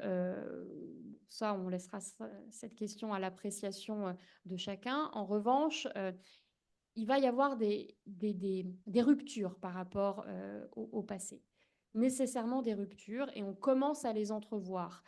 Pourquoi? Eh bien parce que la diminution, la perte d'influence des Verts, la perte d'influence des centristes et la montée, et en tout cas le renforcement de la droite libérale, qui n'est pas toujours très écologiste ou écologie compatible, impacte la politique d'Ursula von der Leyen aujourd'hui. Le pacte vert, qui était la boussole, qui est la boussole stratégique de la Commission depuis qu'elle est entrée en fonction en 2019, se voit progressivement adapté aux circonstances. Déjà, depuis la crise sanitaire, on a eu quelques adaptations. La guerre en Ukraine, avec la crise énergétique qui a suivi les sanctions faites sur le gaz, les importations de gaz russe aussi, ont eu des impacts. L'intégration du nucléaire dans la liste des énergies vertes, qui était un long combat mené par la France et 19 autres pays européens, ça a finalement été intégré à ces énergies vertes. Donc ça, c'est une victoire pour la France et de nombreux pays. Mais ça montre aussi un changement, parce que c'était une impossibilité en 2019 d'imaginer que le nucléaire puisse faire partie de la stratégie de décarbonation européenne. Aujourd'hui, c'est chose faite, même si, bien évidemment, certains aimeraient que ça le soit davantage, qu'il y ait plus de soutien, de subventions et autres, mais le fait est qu'il y a eu un changement. Le remettre en cause, ça, c'est aujourd'hui. Alors, ça. Les Allemands sont en grande difficulté parce que ils étaient des fervents défenseurs du gaz et du charbon, gaz venant en quasi-totalité de Russie. Donc aujourd'hui, les vannes sont coupées. Il faut bien qu'ils trouvent d'autres biais. Politiquement parlant, pour les Allemands, revenir au nucléaire, ça paraît impossible dans un temps court, en tout cas dans dans les 10 prochaines années. Donc, eux, ils n'ont pas vraiment d'autre choix que de miser sur le renouvelable. Aujourd'hui, ils sont un peu coincés. Mais les autres pays européens ne sont pas coincés. Et on le voit dans la multiplication, que ce soit le Pays-Bas, la Pologne, République tchèque, des investissements dans le nucléaire, dans des réacteurs, que ce soit au bénéfice des industries françaises ou américaines ou sud-coréennes, bien évidemment. Mais au moins, il y a, voilà, il y a ce shift vers un assouplissement, je dirais, du pacte vert européen. Et ça va continuer. Lorsqu'on a écouté l'équivalent de la déclaration de politique générale de la présidente de la Commission européenne dernièrement, elle était très claire. Contrairement à 2019, où on avait un discours assez béat, un peu idéaliste, là, le ton était beaucoup plus dur, était beaucoup plus sombre, avec une incise faite très spécifiquement sur la compétitivité et le besoin de s'intéresser au pouvoir d'achat des Européens. Ce sont des mots qui étaient quasiment inexistants des discours de la présidente de la Commission dans les premières années de son entrée en fonction. Donc, il y a déjà des aménagements et des évolutions qu'on peut entrevoir. Mais il y a quand même des mauvaises nouvelles pour la France et notamment pour l'influence française au sein des institutions européennes. Bon, la première mauvaise nouvelle, c'est les élections au Parlement, hein. On a quand même perdu des députés au sein du parti le plus influent qu'est le PPE. On en a aujourd'hui 6. On a bien évidemment perdu donc des députés au sein de Renew, c'est là où on avait le plus gros contingent, on en a moins. Chez les écologistes, pareil. Et tout notre contingent d'eurodéputés, donc les 30 eurodéputés, la majorité, c'est le Rassemblement national, qui aujourd'hui siège au sein des Patriotes pour l'Europe, qui est un groupe complètement mis de côté, pour le moment du moins, et qui donc n'a pas d'influence réelle à l'heure actuelle au Parlement européen. Autre changement, vous l'avez tous probablement entendu il y a quelques semaines, Thierry Breton, commissaire européen désigné par la France, a claqué la porte avec fracas de la Commission européenne, a décidé de ne pas se représenter à son poste, ou plutôt a été démissionné, on va dire ça comme ça. Et ça, ce n'est pas une bonne nouvelle, parce qu'il avait peut-être des tas de défauts, mais depuis 5 ans, c'est véritablement lui qui portait la vision française de ce qu'on peut appeler la souveraineté européenne ou l'autonomie stratégique, peu importe quel mot on met derrière. Mais cette idée que l'Europe doit devenir un objet géopolitique, doit développer une stratégie vis-à-vis de l'extérieur, doit développer sa défense, son industrie de défense, doit développer sa compétitivité par tous les moyens, ne doit pas céder face aux géants économiques américains, chinois et autres, etc. Donc cette vision-là, qui était extrêmement nouvelle en 2019, lorsque Thierry Breton l'a imposée avec force au sein de la Commission. Aujourd'hui, c'est une vision qui est de plus en plus partagée en Europe. Donc, il a eu cette influence-là. Bien sûr, il était soutenu pendant son mandat par Emmanuel Macron, ce qui portait aussi cette vision très pro-européenne d'un côté, mais pour une Europe géopolitique, géostratégique. Avec la perte de Thierry Breton, qui avait une influence certaine sur Ursula von der Leyen, aujourd'hui, eh bien, on peut se demander quelle place la France va pouvoir tenir en Europe à un moment charnière où des décisions très importantes vont être prises sur tout un tas de sujets. La nomination de Stéphane Séjourné n'est pas forcément de nature à rassurer sur cette question-là, parce que s'il connaît ces sujets, la question n'est pas tant la connaissance du fond et de la technique, mais la capacité de mener un véritable bras de fer au sein d'une commission qui est extrêmement centrée autour de la personnalité de la présidente Ursula von der Leyen. Et quand on regarde aujourd'hui la photo de cette commission, puisque tous les commissaires ont été nommés, on se rend compte qu'il y a peu de personnalités connues et qui sont des personnalités fortes, capables de mener un bras de fer ou d'imposer une vision, une orientation ou autre. Donc, on peut s'interroger sur la commission actuelle et l'équilibre, on va dire l'équilibre de cette commission. En tout cas, beaucoup s'interrogent. Et pour la France, je le répète, ça va être un véritable challenge que de maintenir une influence en Europe. On a eu avec Emmanuel Macron, il a au moins réussi ça, même s'il n'était pas du tout apprécié par ses partenaires européens. Il a néanmoins réussi à avoir une véritable influence concrète en Europe. Aujourd'hui, avec sa décision de dissoudre, qui a été très mal vécue par les pays européens, notamment parce que beaucoup n'ont pas compris, les élections n'ont pas été un échec pour Emmanuel Macron, qui est arrivé deuxième, alors qu'il aurait pu arriver troisième, comme ça a été le cas pour le chancelier Olaf Scholz en Allemagne, qui lui a vraiment subi, toute sa coalition a subi une énorme défaite au soir des élections européennes. Ce n'était pas tant le cas que ça pour la France, donc ça a été très incompris, très mal reçu. Donc il a perdu de facto en crédibilité, déjà que c'était, c'est-à-dire compliqué étant donné le personnage ces 7 dernières années en Europe. Donc voilà un peu ce que je pouvais dire pour brosser le paysage européen, les impacts, les jeux d'influence. En tout cas, il va y avoir des sujets qui se posent. Peut-être une bonne nouvelle quand même, Michel Barnier. Alors je crois qu'on l'a suffisamment d'histoire. Alors on ne travaille pas pour lui, voilà. Mais ce qui est, pour la partie européenne, là où je dis que c'est une bonne nouvelle, c'est parce qu'il est respecté par les chefs d'État européens, il est respecté par l'administration européenne, par les institutions.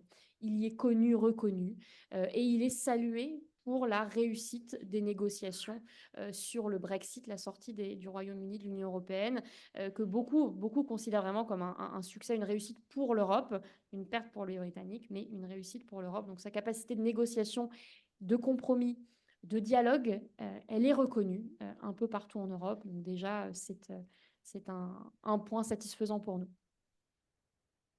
Merci Joséphine. Alors on va passer aux questions-réponses. Je vais lancer la première question. C'est peut-être à destination de Jean Garrigue. Est-ce qu'on assiste, dans ce que l'on voit, à une évolution des institutions de la Ve République avec un retour durable du Parlement? Voilà la question que je voulais vous poser. Oui, incontestablement, pardon. Alors, une évolution qui d'ailleurs avait été prise en compte il y a déjà une quinzaine d'années avec la révision que Nicolas Sarkozy avait favorisée avec la commission Balladur en 2008 et qui était destinée à rééquilibrer un petit peu les pouvoirs de la Ve en faveur de l'Assemblée nationale.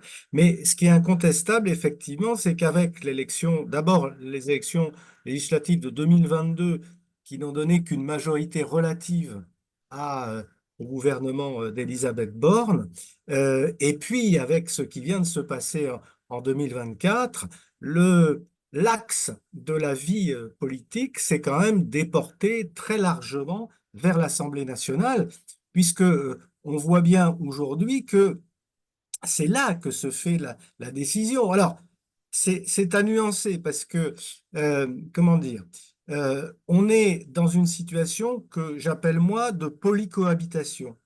C'est-à-dire que le Premier ministre doit non seulement cohabiter avec le président de la République, qui a priori est un président affaibli, qui a perdu, en tout cas, qui n'a pas gagné les élections européennes et surtout qui a des taux de popularité qui sont les plus bas de son septennat, puisque effectivement, on en est à 7 ans.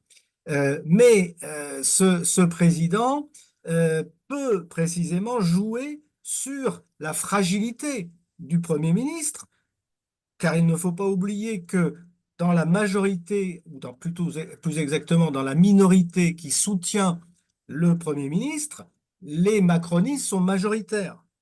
C'est-à-dire que Michel Barnier doit non seulement cohabiter avec le président de la République, mais il doit cohabiter aussi avec la majorité macroniste de ceux qu'il soutiennent. Et il doit cohabiter aussi, et on le voit très bien, avec son parti, sa famille politique. Et dernier point, il doit cohabiter évidemment avec les deux forces extrêmes, en tout cas qui sont aux extrémités de la vie politique et qui ont évidemment des stratégies différentes et qui sont surtout pas celles du compromis. Donc c'est une situation très étrange, très bizarre, et dans laquelle, évidemment, l'axe de la vie politique s'est déporté beaucoup du côté de l'Assemblée, puisqu'on sait bien que la durée de vie, la pérennité du gouvernement de Michel Barnier est quand même très largement conditionnée au choix du Rassemblement national. On sait aujourd'hui que, a priori, le nouveau Front populaire va être dans une opposition frontale, qui est celle de la France insoumise, avec cette forme de soumission très problématique des socialistes et des écologistes à la France insoumise, mais qui a des explications tout à fait électoralistes. Et puis surtout, à une motion de censure qui serait votée par le Rassemblement national. C'est-à-dire que l'avenir du gouvernement de Michel Barnier, moi je ne parle pas de prise d'otage, mais l'avenir du gouvernement de Michel Barnier est conditionné au choix qui sera fait par Marine Le Pen. Alors, pour l'instant, ce choix va être un choix de neutralité, puisque le Rassemblement national va entrer dans une période de trouble pendant 2 mois du fait du procès des assistants parlementaires européens, qui est un véritable procès qui pourrait avoir des conséquences très fâcheuses, notamment l'inéligibilité de Marine Le Pen. Bon, j'y crois pas trop, mais en tout cas, ça va les neutraliser. Et surtout parce que la stratégie de normalisation qui est menée par Marine Le Pen l'a conduit justement à, pour l'instant, à ne pas être celle qui va plonger à nouveau la vie politique dans la crise. Mais effectivement, pour en revenir à votre question et au fond des choses, on voit très bien à quel point a priori, dans la séquence qui vient, et aussi d'ailleurs parce que le président de la République est un président sur le départ, qui de toute manière ne pourra pas être réélu, l'axe s'est déporté vers l'Assemblée nationale. Il reste à faire une place au Premier ministre, Michel Barnier, dont on a dit tous les trois qu'il nous semblait plutôt un bon choix, et en tout cas l'homme idoine. Et on voit que Michel Barnier, dans sa déclaration de politique générale, a eu cette intelligence d'abord de se présenter comme une figure d'apaisement, de proximité, de dialogue, ça c'est évident, d'expertise aussi, mais aussi de s'adresser à l'opinion publique. Parce que ce qui peut protéger Michel Barnier des jeux politiques qui sont tous conditionnés évidemment par 2027, ce qui peut le protéger, c'est l'appui de l'opinion publique.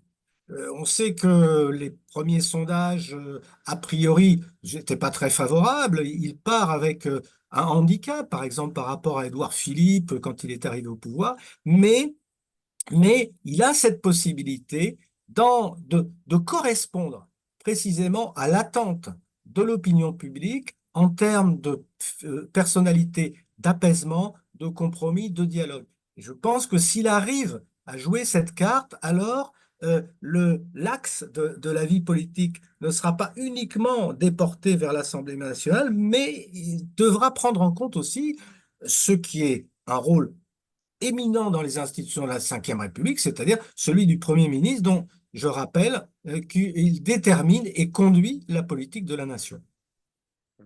Merci infiniment. Alors, on peut passer au jeu des questions-réponses. Est-ce que quelqu'un a des questions? Là.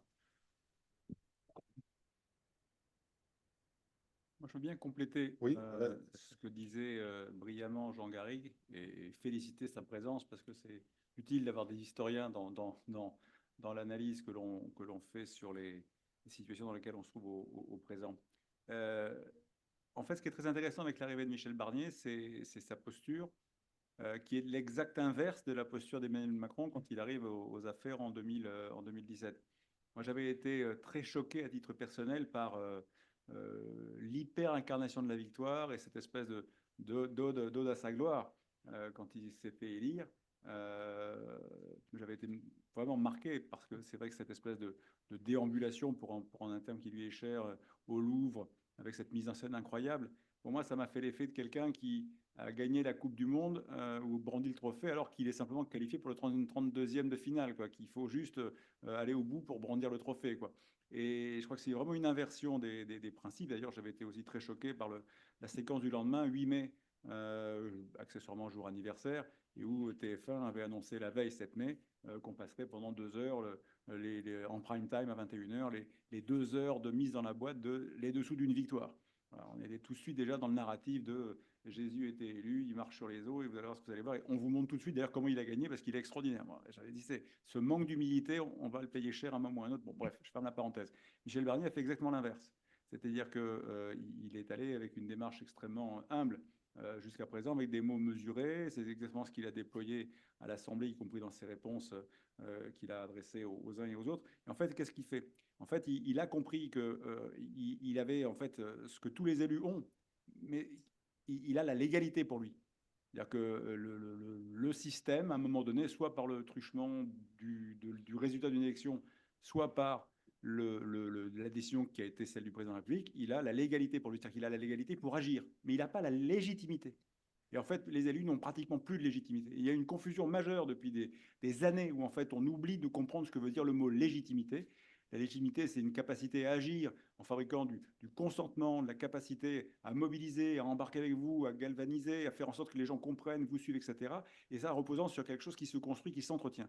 Et depuis des années, on a oublié que voilà, c'est pas parce que vous êtes élu, vous êtes légitime, surtout quand on est dans des systèmes où finalement on choisit plus ou moins au premier tour, on élimine au deuxième tour, au bout du compte, on a des élus qui ne nous représentent pas vraiment, mais qui sont là parce que le choix a été ambigu, baroque, qu'on n'a pas vraiment voulu ce qui s'est passé, de toute façon qu'on n'a pas acheté tout le programme, mais on a choisi plutôt ça, plutôt que contre ça. Et tout ça ne donne pas voilà, une adhésion parfaite et entière à la thèse de celui qui arrive aux affaires, surtout si vous avez voté pour lui en faisant barrage aux autres, quoi. Et après, en plus, avec en général entre 30 et 40% des gens qui ne votent pas ou qui votent blanc. Donc ça vous rend très minoritaire. Un président de la République bien élu, c'est-à-dire s'il n'y a pas de vote de type barrage comme on a eu à 2 reprises avec Marine Le Pen et Emmanuel Macron, il est élu par 35% du corps électoral, 38% dans le meilleur des cas.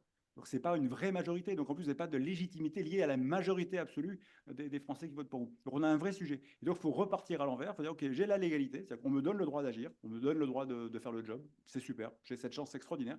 Et maintenant, je vais devoir conquérir ma légitimité, sujet par sujet, pas par pas. Avec, comme dirait Pierre de Boissieu, la politique des pas qu'on peut accomplir, et surtout en s'appuyant sur quoi? Sur les compromis, ça a été très bien expliqué. Maintenant, il faut trouver des compromis pour avancer sujet par sujet, c'est très gaullien, vous voyez, c'est comme approche, ou très pragmatique, et puis vous construisez votre légitimité sur quoi? Sur des résultats. Voilà. Et c'est ce qui a aujourd'hui, c'est ce qui a coûté très cher à la classe politique française, qui a amené l'arrivée d'Emmanuel Macron, c'est l'absence de la culture du résultat. Il faut que ça se voit, et c'est ce qui explique effectivement les votes radicaux à droite comme à gauche, et c'est ce qui explique l'état de défiance du pays. Il faut se ressourcer dans le baromètre chaque année du CEVIPOF, que les hommes politiques devraient avoir en permanence sur le livre de cheveux, le baromètre de la confiance, qui montre à quel point, depuis des décennies, il y a un niveau de défiance, enfin maintenant 15 ans qu'ils font le baromètre, un niveau de défiance majeur des Français envers leurs institutions, la classe politique, les élus, et à chaque fois qu'on leur demande leur opinion sur les mots qu'ils mettent sur les gens qui nous gouvernent, les mots sont dégoût, rejet, défiance, etc. Les mots sont durs, quoi. On ne parle pas de mots, et c'est confirmé de sondage après sondage. Donc en fait, Michel Barnier, il va faire ce que tout bon élu devrait faire, c'est-à-dire, OK, bon, j'ai la chance de pouvoir faire le job, et maintenant je vais vous démontrer que je peux le faire, et je vais gagner vos cœurs pas à pas, non pas en pensant que je les ai déjà gagnés parce que vous m'avez élu, voilà, vous m'avez nommé. Voilà. C'est ça qu'il va falloir faire, que les hommes politiques demain, les femmes politiques demain apprennent à faire.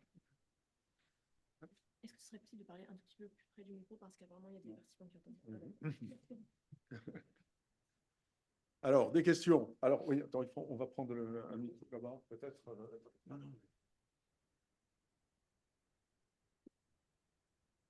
Oui, il suffit normalement, ça doit fonctionner. Ça doit fonctionner tout seul, normalement. On espère. Attends.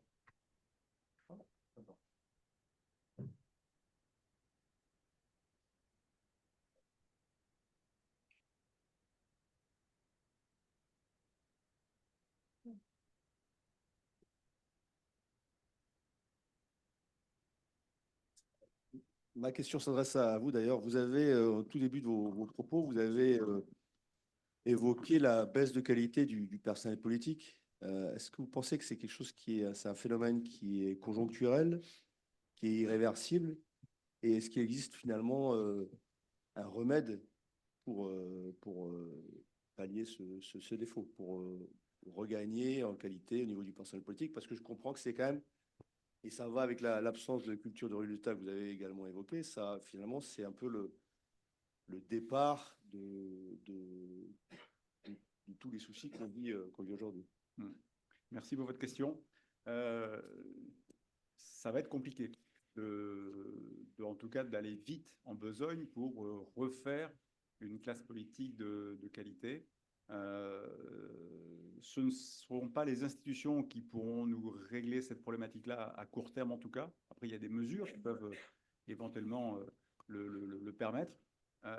Le premier pas, à mon avis, d'un retour à un personnel politique de plus grande qualité, je pense, ce sera celui qui sera fait par la volonté des hommes et des femmes qui arriveront aux affaires, peut-être pas ce coup-ci, mais peut-être la prochaine fois. C'est-à-dire que il faudra, c'est ça aussi l'art et la méthode de gouverner, faire le choix de savoir s'entourer. C'est-à-dire qu'effectivement, la présidence jupitérienne, très bien décrite par Jean Garrigue tout à l'heure, sur l'espèce de supériorité, de primat de la technocratie, mais qui est quand même un vieux mal français. Emmanuel Macron n'est pas le seul à avoir cette maladie. Hein. Bon, lui, il l'a amplifié à l'extrême, mais cette espèce de confiscation du pouvoir par la technocratie, par quelques élites, par cette espèce de déconnexion qui en découle, tout ça, c'est assez ancien et ça fabrique aussi les résultats, les piètres résultats qu'on a pu avoir. Je pense qu'effectivement, celui qui va arriver demain aux affaires aura intérêt à s'entourer, à bien s'entourer, à montrer l'exemple en matière de pratique du pouvoir, en matière de pratique de respect des règles et également des contre-pouvoirs dont parlait Jean Garrigue tout à l'heure avec le rôle du Parlement qu'il faut vraiment faire vivre. Ça passera aussi par la capacité à faire avec les autres constituants du pouvoir que sont les partenaires sociaux, les corps intermédiaires, les collectivités. Donc Michel Barnier, dans son discours, parlait aussi de vouloir redonner effectivement du pouvoir aux collectivités territoriales, aux élus locaux, etc. Je pense que, en fait, il faudra, pour arriver à refabriquer du résultat, en plus de la qualité du personnel politique, ce sera de pratiquer autrement le pouvoir. Voilà. Donc, sans doute de déconcentrer la décision, d'avoir une approche plus opérationnelle, plus pragmatique, de faire valoir la subsidiarité. Mais tout ça, ça va dépendre de la volonté des hommes et des femmes qui vont arriver aux affaires. Ça ne peut pas s'écrire dans le texte. Après, les textes constitutionnels, eux, ils peuvent favoriser de nouveau certains mécanismes, c'est-à-dire permettre sans doute que les élus puissent avoir une certaine forme de cumul, peut-être pas revenir à l'ancien système, mais peut-être encourager, par exemple, moi j'y serais assez favorable, le fait que pour arriver à l'Assemblée nationale, voilà, faire en sorte que les gens soit l'obligation d'avoir eu un mandat électif précédent dans une autre type de cénacle qui peut être départemental, local ou autre, ou en tout cas favoriser que ce type de cumul soit possible pour favoriser d'autres qualités de trajectoire. Peut-être qu'il faudra un jour aussi accepter que voilà, il y a un minimum de validation des acquis de l'expérience pour aller fabriquer la loi nationale. Si vous voulez, je suis content de savoir que Mme Castet est pas si, on va dire, à côté de la plaque que ça. Et bravo aux gens d'avoir réussi à l'interviewer. Mais bon, cela dit, pardon, ça suffit pas, quoi. Ça suffit pas pour être, et je crois que Jean l'a très bien dit, ça suffit pas pour devenir Premier ministre, qui est un des métiers les plus difficiles au monde. Je veux dire, pour caricaturer un peu, c'est pas parce que j'avais fait bondir Rachel Garrido sur Arte il y a pas très longtemps, dans le 28 minutes, j'avais dit, c'est pas parce qu'on sait faire du vélo qu'on peut conduire une Formule 1, quoi. Elle a fait des bons plafonds, mais vous vous rendez pas compte, Lucie Castet est formidable, quelqu'un de brillant, très intelligent, etc. Et puis elle ajoute, elle parle le chinois. C'est sûr que pour aller à Matignon, ça vous donne effectivement une chance de réussir, quoi. Voilà. Moi, je pense que voilà, il faudra quand même, voilà, peut-être que demain on décide aussi. Alors, c'est pas censitaire ce que je dis. On a nulle part, on a à ce point-là si peu le souci de la validation de la compétence des gens. Alors, au niveau de la Commission européenne, ils le font quand même parce que la présidente est élue par le bazar, le Parlement. Et puis, quand même, après, les commissaires, ils vont passer un peu à la moulinette. Si je puis dire, des auditions, et de temps en temps, ils se font retoquer. Alors, parfois pour des bonnes raisons, parfois pour des raisons politiques, mais bon, moi, je serais assez favorable à ce qu'on ait ça, que les ministres se fassent auditionner quand ils sont nommés pour voir s'ils sont assez compétents et assez préparés, et puis que peut-être que pour aller avoir les droits exorbitants de fabriquer la loi pour les Français, le droit exorbitant, c'est incroyable. Alors, 577 personnes qui vont prendre des décisions qui vont devenir le marbre dans lequel, effectivement, on va couler la vie au quotidien des Français. C'est comme ça et c'est pas que ça. Ça, c'est bien, ça, c'est mal. Là, vous avez le droit d'aller, là, vous n'avez pas le droit d'y aller. Vos impôts, c'est ça et c'est pas ça. Et j'ai le prélèvement à la source et je tourne le robinet et je vous en prends davantage. Waouh, c'est un droit extraordinaire quand même. Et bien ça, je pense qu'effectivement, à un moment donné, il faudra peut-être décider que bah, n'importe qui ne peut pas y aller au nom de la représentation. Parce que la représentation, ce n'est pas une photographie. C'est être capable de représenter au vrai sens du terme pour avoir un esprit critique et une compétence pour faire le job en profondeur, sérieusement. Moi, l'autre jour, j'ai regardé la commission des finances, les dernières, les 1h30 de commission des finances avec Bruno Le Maire et son secrétaire d'État, monsieur, comment il s'appelait, Thomas Cazenave, non, Oui. euh, Cazenave, ouais. Oui, c'est ça. Bon, c'était extraordinaire de le voir face à cette espèce de commission des finances où, globalement, les deux compétents vraiment, c'était bien sûr le président de la commission des finances, Coquerel. Oui, Coquerel, apparemment très compétent sur le fond, en plus il était dans son rôle. Et puis bon, le secrétaire, le rapporteur de la commission, Charles de Courson, qui lui, pour le coup, maîtrise bien son truc. Bon, le député RN, Tanguy, n'était pas trop mauvais dans sa prise de parole. Je dis pas trop mauvais, mais alors le reste, c'était effondrant. C'est effondrant. Ils y connaissent rien, ils y comprennent rien. Ils lisent leurs notes. Tout ça, c'est préparé par leurs équipes, mais ils ne savent pas ce qu'ils racontent. C'est effondrant. Donc ça, voilà. Mais bon, ça, ce sera long. Mais je pense que pour le coup, l'exemple devra revenir d'en haut. Voilà. Et c'est pour ça que j'espère que le prochain président sera quelqu'un qui sera plutôt de type Michel Barnier, de type Bernard Cazeneuve, de type voilà, je choisis pas en particulier. En tout cas, qui aura de l'expérience, qui se sera pris quelques bonnes gamelles, qui saura tirer les leçons de l'histoire, qui saura aussi écouter les conseils qu'on peut lui donner en matière de pratique du pouvoir et qui va faire en sorte de faire autrement. Et c'est par le haut, je pense que pour le coup, qu'on arrivera à refaire un peu la classe politique de demain. Et puis après, comme je dis, par quelques mesures un peu peut-être institutionnelles pour aussi remonter ça vers le haut. Et peut-être aussi le courage de dire aux Français, bah non, mais vous ne pouvez pas lire n'importe qui pour faire la loi française. Voilà, il faudra peut-être avoir le courage un jour de le dire. Merci. Vous vouliez rajouter quelque chose, Jean-Garry, je vois. Oui, oui, s'il vous plaît. Oui, oui. Il y a aussi, il faut quand même le dire, un problème d'attractivité de la fonction politique aujourd'hui. C'est même un problème majeur. Euh, pour des raisons à la fois, comment dirais-je, de carrière, etc., on voit que de plus en plus d'étudiants, notamment de Sciences Po ou d'autres, vont vers des carrières plus financières, par exemple, parce que ça rapporte. Mais il y a surtout ce problème aujourd'hui de répulsivité de la fonction politique. Pour des raisons d'inefficacité, il y a toute une génération qui a considéré que finalement, les politiques, en termes de résultats, n'étaient pas au niveau et que donc ça valait pas la peine d'y aller. Et puis, il y a ce problème quand même qui a surgi depuis quelques années, qui est la violence, hein, avec laquelle sont traités les élus. Et ça a un caractère forcément très dissuasif pour eux. De la même manière qu'un policier, un pompier qui se fait tabasser dans une banlieue où il va effectuer son travail, il a peut-être plus tellement envie d'y aller. Il y a beaucoup de jeunes qui auraient pu s'engager en politique et qui rechignent beaucoup à y aller. Donc, pour des raisons à la fois d'inconsistance idéologique, d'échec politique, c'est-à-dire de l'impression que ça ne sert à rien et que la logique de globalisation, de mondialisation est plus puissante que l'action politique, et aussi du fait de cette brutalisation de la société, vous avez quand même un déclin des vocations, et ça c'est quand même très inquiétant, c'est-à-dire que ce n'est pas forcément les meilleurs qui vont y aller. Moi, je suis favorable évidemment à une diversification des milieux socioprofessionnels, des types socioprofessionnels à l'Assemblée. Mais par exemple, si vous avez quelqu'un comme Rachel Keke, vous n'êtes pas sûr que c'est quelqu'un qui va être en mesure de comprendre la complexité de la majorité des problèmes qui se posent aux parlementaires. Donc ça, c'est un vrai problème aussi. Et j'en rajoute un qui est corollaire d'ailleurs avec tout ce que j'ai dit, c'est le problème de la pédagogie de la citoyenneté, c'est-à-dire qu'on a un peu les élus qu'on mérite aussi, et qu'il y a un problème dans ce pays, mais pas seulement en France, un problème d'apprentissage de ce qu'est être un citoyen, avec ses droits et ses devoirs. inutile de revenir sur ce qu'on sait aujourd'hui du manque de respect entre les uns et les autres, de la brutalisation de la société elle-même, pas seulement de la société politique.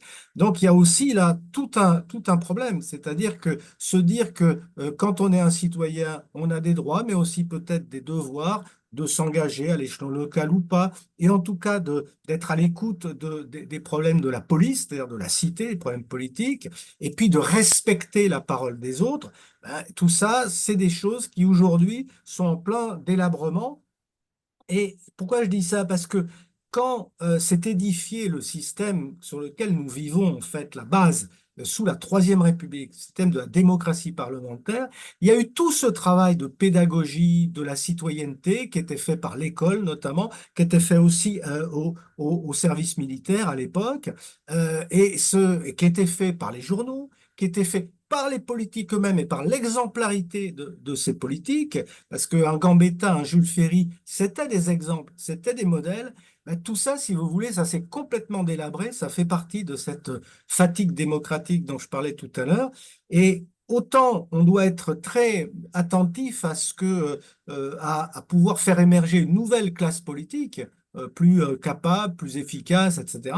Mais aussi, il faut penser à la base à ce que les citoyens apprennent aussi à être des citoyens un peu plus concernés, un peu plus collectifs et un peu plus à l'écoute les uns des autres et avec le respect des uns des autres. Mais ça, c'est quelque chose, à mon sens, qui devient très important dans la société d'aujourd'hui. Merci. Alors, vous pouvez le passer. Voilà, le micro arrive de derrière. Voilà, très Merci. bien. Allez-y. Je vous remercie infiniment pour tout ça parce que je trouve que c'est vous êtes complètement, enfin moi je trouve complètement sur le fond. Juste une remarque, hein. L'autorité dépend de la légitimité. Alors je dis ça en sociologue, mais bon, je veux dire c'est tellement évident. Par contre, la question derrière, qui a beaucoup à voir avec ça, c'est que un patron ou un responsable politique peut parfaitement être entre guillemets, comme individu parfaitement légitime, mais entre lui et le bon peuple, il y a un appareil d'État. Hein. Or, tu en as parlé, Alexandre, en disant décentralisation, etc. Mais je pense que c'est la question la plus importante. Hein. Moi, je pense que s'il y a crise de la démocratie, c'est parce qu'il y a une crise de l'appareil d'État. Hein. Et c'est pas particulier, c'est peut-être un peu pire en France qu'ailleurs parce qu'on a un appareil d'État qui a 500 ans. Mais je pense que c'est une grosse question. Je ne sais pas ce que vous en pensez, mais... Alors ça, c'est intéressant. Le rôle de l'appareil d'État, c'est une question que je voulais poser, moi. Donc, c'est la réforme de l'État. Donc, vaste programme, vous allez me dire. Bon, la réforme de l'État, enfin, moi, ce que je vois dans la réforme de l'État, c'est une incapacité, bon, on le constate tous, à réformer. Et la question que je me pose depuis le début, c'est est-ce que nos élites ne sont pas formées à être des leaders capables d'analyser la réforme de l'État qu'il faudrait faire pour obtenir l'optimum, ou bien est-ce que, donc c'est un problème de méthode finalement, ou de manque de courage, ou bien est-ce que c'est un problème de blocage pur et net de l'appareil d'État, ou bien des corps sociaux. Voilà. Et c'est la question que je voudrais vous poser. Alors, je ne sais pas si... qui veut répondre à ça? Peut-être Jean-Garry? C'est un problème, évidemment, qui est majeur. Je ne suis pas sûr que... enfin, j'ai eu l'impression quand même que de plus en plus, les politiques avaient tendance à se défausser de leurs propres responsabilités sur l'appareil d'État. On se souvient par exemple qu'Arnaud Montebourg avait beaucoup travaillé, enfin, j'allais presque polémiquer, mais en tout cas beaucoup réfléchi à cette question en déplorant évidemment très souvent l'influence que les directeurs d'administration, etc., jouaient en termes de peut-être d'inertie, d'immobilisme, de suradministration aussi dans notre société. Et c'est vrai, par exemple, que la crise du Covid a révélé cette suradministration, ce défaut d'organisation au moment de la gestion de la crise. Et c'est vrai aussi d'ailleurs au passage que Michel Barnier en a fait un axe sa réforme, ou en tout cas de ce qu'il voudrait changer dans la société. Et peut-être, lui, il en a fait un axe du désinvestissement public, ou en tout cas de la baisse ou des économies à faire pour le budget de l'État. Mais en même temps, ce qu'il faut bien voir, c'est que il appartient aux politiques comment dire ça, de prendre en main cet appareil. Il appartient aux politiques d'imprimer sa marque sur ses directeurs d'administration et le politique a la légitimité justement pour le faire. Et donc, il y a tout un jeu de balance, d'équilibre entre ceux qui ont pour eux la continuité et la légitimité du fonctionnaire, et puis d'un autre côté, ceux qui n'ont pas cette longévité, mais qui en revanche ont la légitimité de prendre des décisions. Et moi, je pense que c'est vrai qu'il faut réfléchir à cette crise de l'appareil d'État. On se souvient que Claude Allègre, il y a déjà 30 ans, quand il avait proposé de dégraisser le mammouth, euh, et il parlait d'ailleurs de la suradministration de l'éducation nationale, il ne parlait pas des enseignants eux-mêmes, avait provoqué des polémiques et des grincements de dents. Mais effectivement, c'est une vraie question, mais je le répète encore, c'est une vraie question que les politiques doivent traiter en s'appuyant sur leur capacité, eux, à donner les directions et à contrôler précisément ceux qui sont destinés finalement à travailler pour eux dans la direction qu'ils doivent donner. Bien sûr, alors ça pose le problème de la formation des élites dont on a déjà parlé, Alexandre. Parce que moi, ce que je vois, c'est quand même ce qui me frappe toujours en tant que militaire, c'est le manque de capacité d'analyse des causes et de la capacité à. C'est-à-dire que les politiques, j'ai le sentiment qu'ils sont toujours en mesure de dire, de faire l'analyse de ce qui va mal. Mais quand on dit so et and so what maintenant, qu'est-ce que l'on fait? Ils sont incapables de mettre en œuvre quoi que ce soit. Alors, est-ce que c'est un manque de leadership? Est-ce que c'est un manque de formation? Alors, Alexandre, quel est ton avis là-dessus? Alors, il y a beaucoup, beaucoup, beaucoup de problèmes qui expliquent ça. Il n'y a pas une réponse simple par rapport à un problème complexe. Il y a une première réalité, c'est que le système est très difficile à réformer. Par-delà les mécanismes naturels de conservatisme, de corporatisme qui sont très inhérents et encore plus inhérents à une catégorie professionnelle ou même à un peuple quand on n'a pas d'avenir. Si on a un avenir commun et qu'on voit le lendemain et éventuellement un lendemain qui est meilleur qu'aujourd'hui, on peut assez facilement se mettre dans une dynamique de mouvement. Mais quand on a le sentiment que demain sera moins bien qu'aujourd'hui et qu'en plus, globalement, on vous en veut et qu'on va vous piquer votre beefsteak, vous vous défendez. Et donc, ça sclérose beaucoup la capacité de chacun à se mettre en esprit de changement. Là, c'est un vrai blocage, je pense, culturel qu'on a installé. Et c'est vrai que la situation générale du pays et son évolution depuis quelques décennies a tendance à braquer les gens quand on leur parle de changement, de réforme, de transformation. Mais après, c'est quand même très profond. Et l'État lui-même est très responsable de ça. Je vais vous raconter une anecdote qui est maintenant sur la place publique parce qu'il la raconte comme ça. C'est Thierry Mandon, que certains d'entre vous ont peut-être pu connaître ou approcher, et qu'on avait fait venir chez Sinopia il y a quelques années, après que l'élection d'Emmanuel Macron. Un an après, on a organisé le premier bilan du renouveau démocratique. On a fait ça au Sénat. C'était amusant parce que François Hollande est venu et le renouveau démocratique, c'était le 5e pilier du programme d'Emmanuel Macron, essentiel et déterminant bien sûr dans sa politique. Bon. Et Thierry Mandon, qui avait été secrétaire d'État sous François Hollande, avait été chargé en 2013, 12, 13, 14 de la réforme de l'État, de la simplification. Il s'était associé à un garçon brillant qui s'appelle Guillaume Poitrinal, qui est l'ancien patron d'Unibail-Rodamco. Et tous les deux, ils avaient formé un tandem très efficace pour vraiment simplifier, rendre l'appareil d'État plus performant, plus efficace. Bon. Et leur feuille de route, c'était de dire tous les 6 mois, on fait une conférence de presse et on présente 50 mesures. Ils l'ont fait une fois, avec plein de bonnes idées. Est-ce qu'ils ont eu le temps de le faire 2 fois? Je ne sais pas. C'est possible qu'il l'ait fait 2 fois. Et après, il a vu débarquer dans son bureau Marc Guillaume, l'ancien secrétaire général du gouvernement.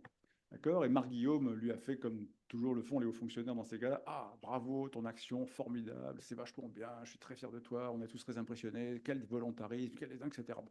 Mais, voilà. Marc-Guillaume enchaîne sur le mais, elle dit « Mais ça va trop vite, ça bouscule trop, ça me pose trop de problèmes à l'administration, il y a trop de gens qui se sentent remis en cause, il y a trop de difficultés, tu vas trop vite, tu ne prends pas en compte l'intérêt des services.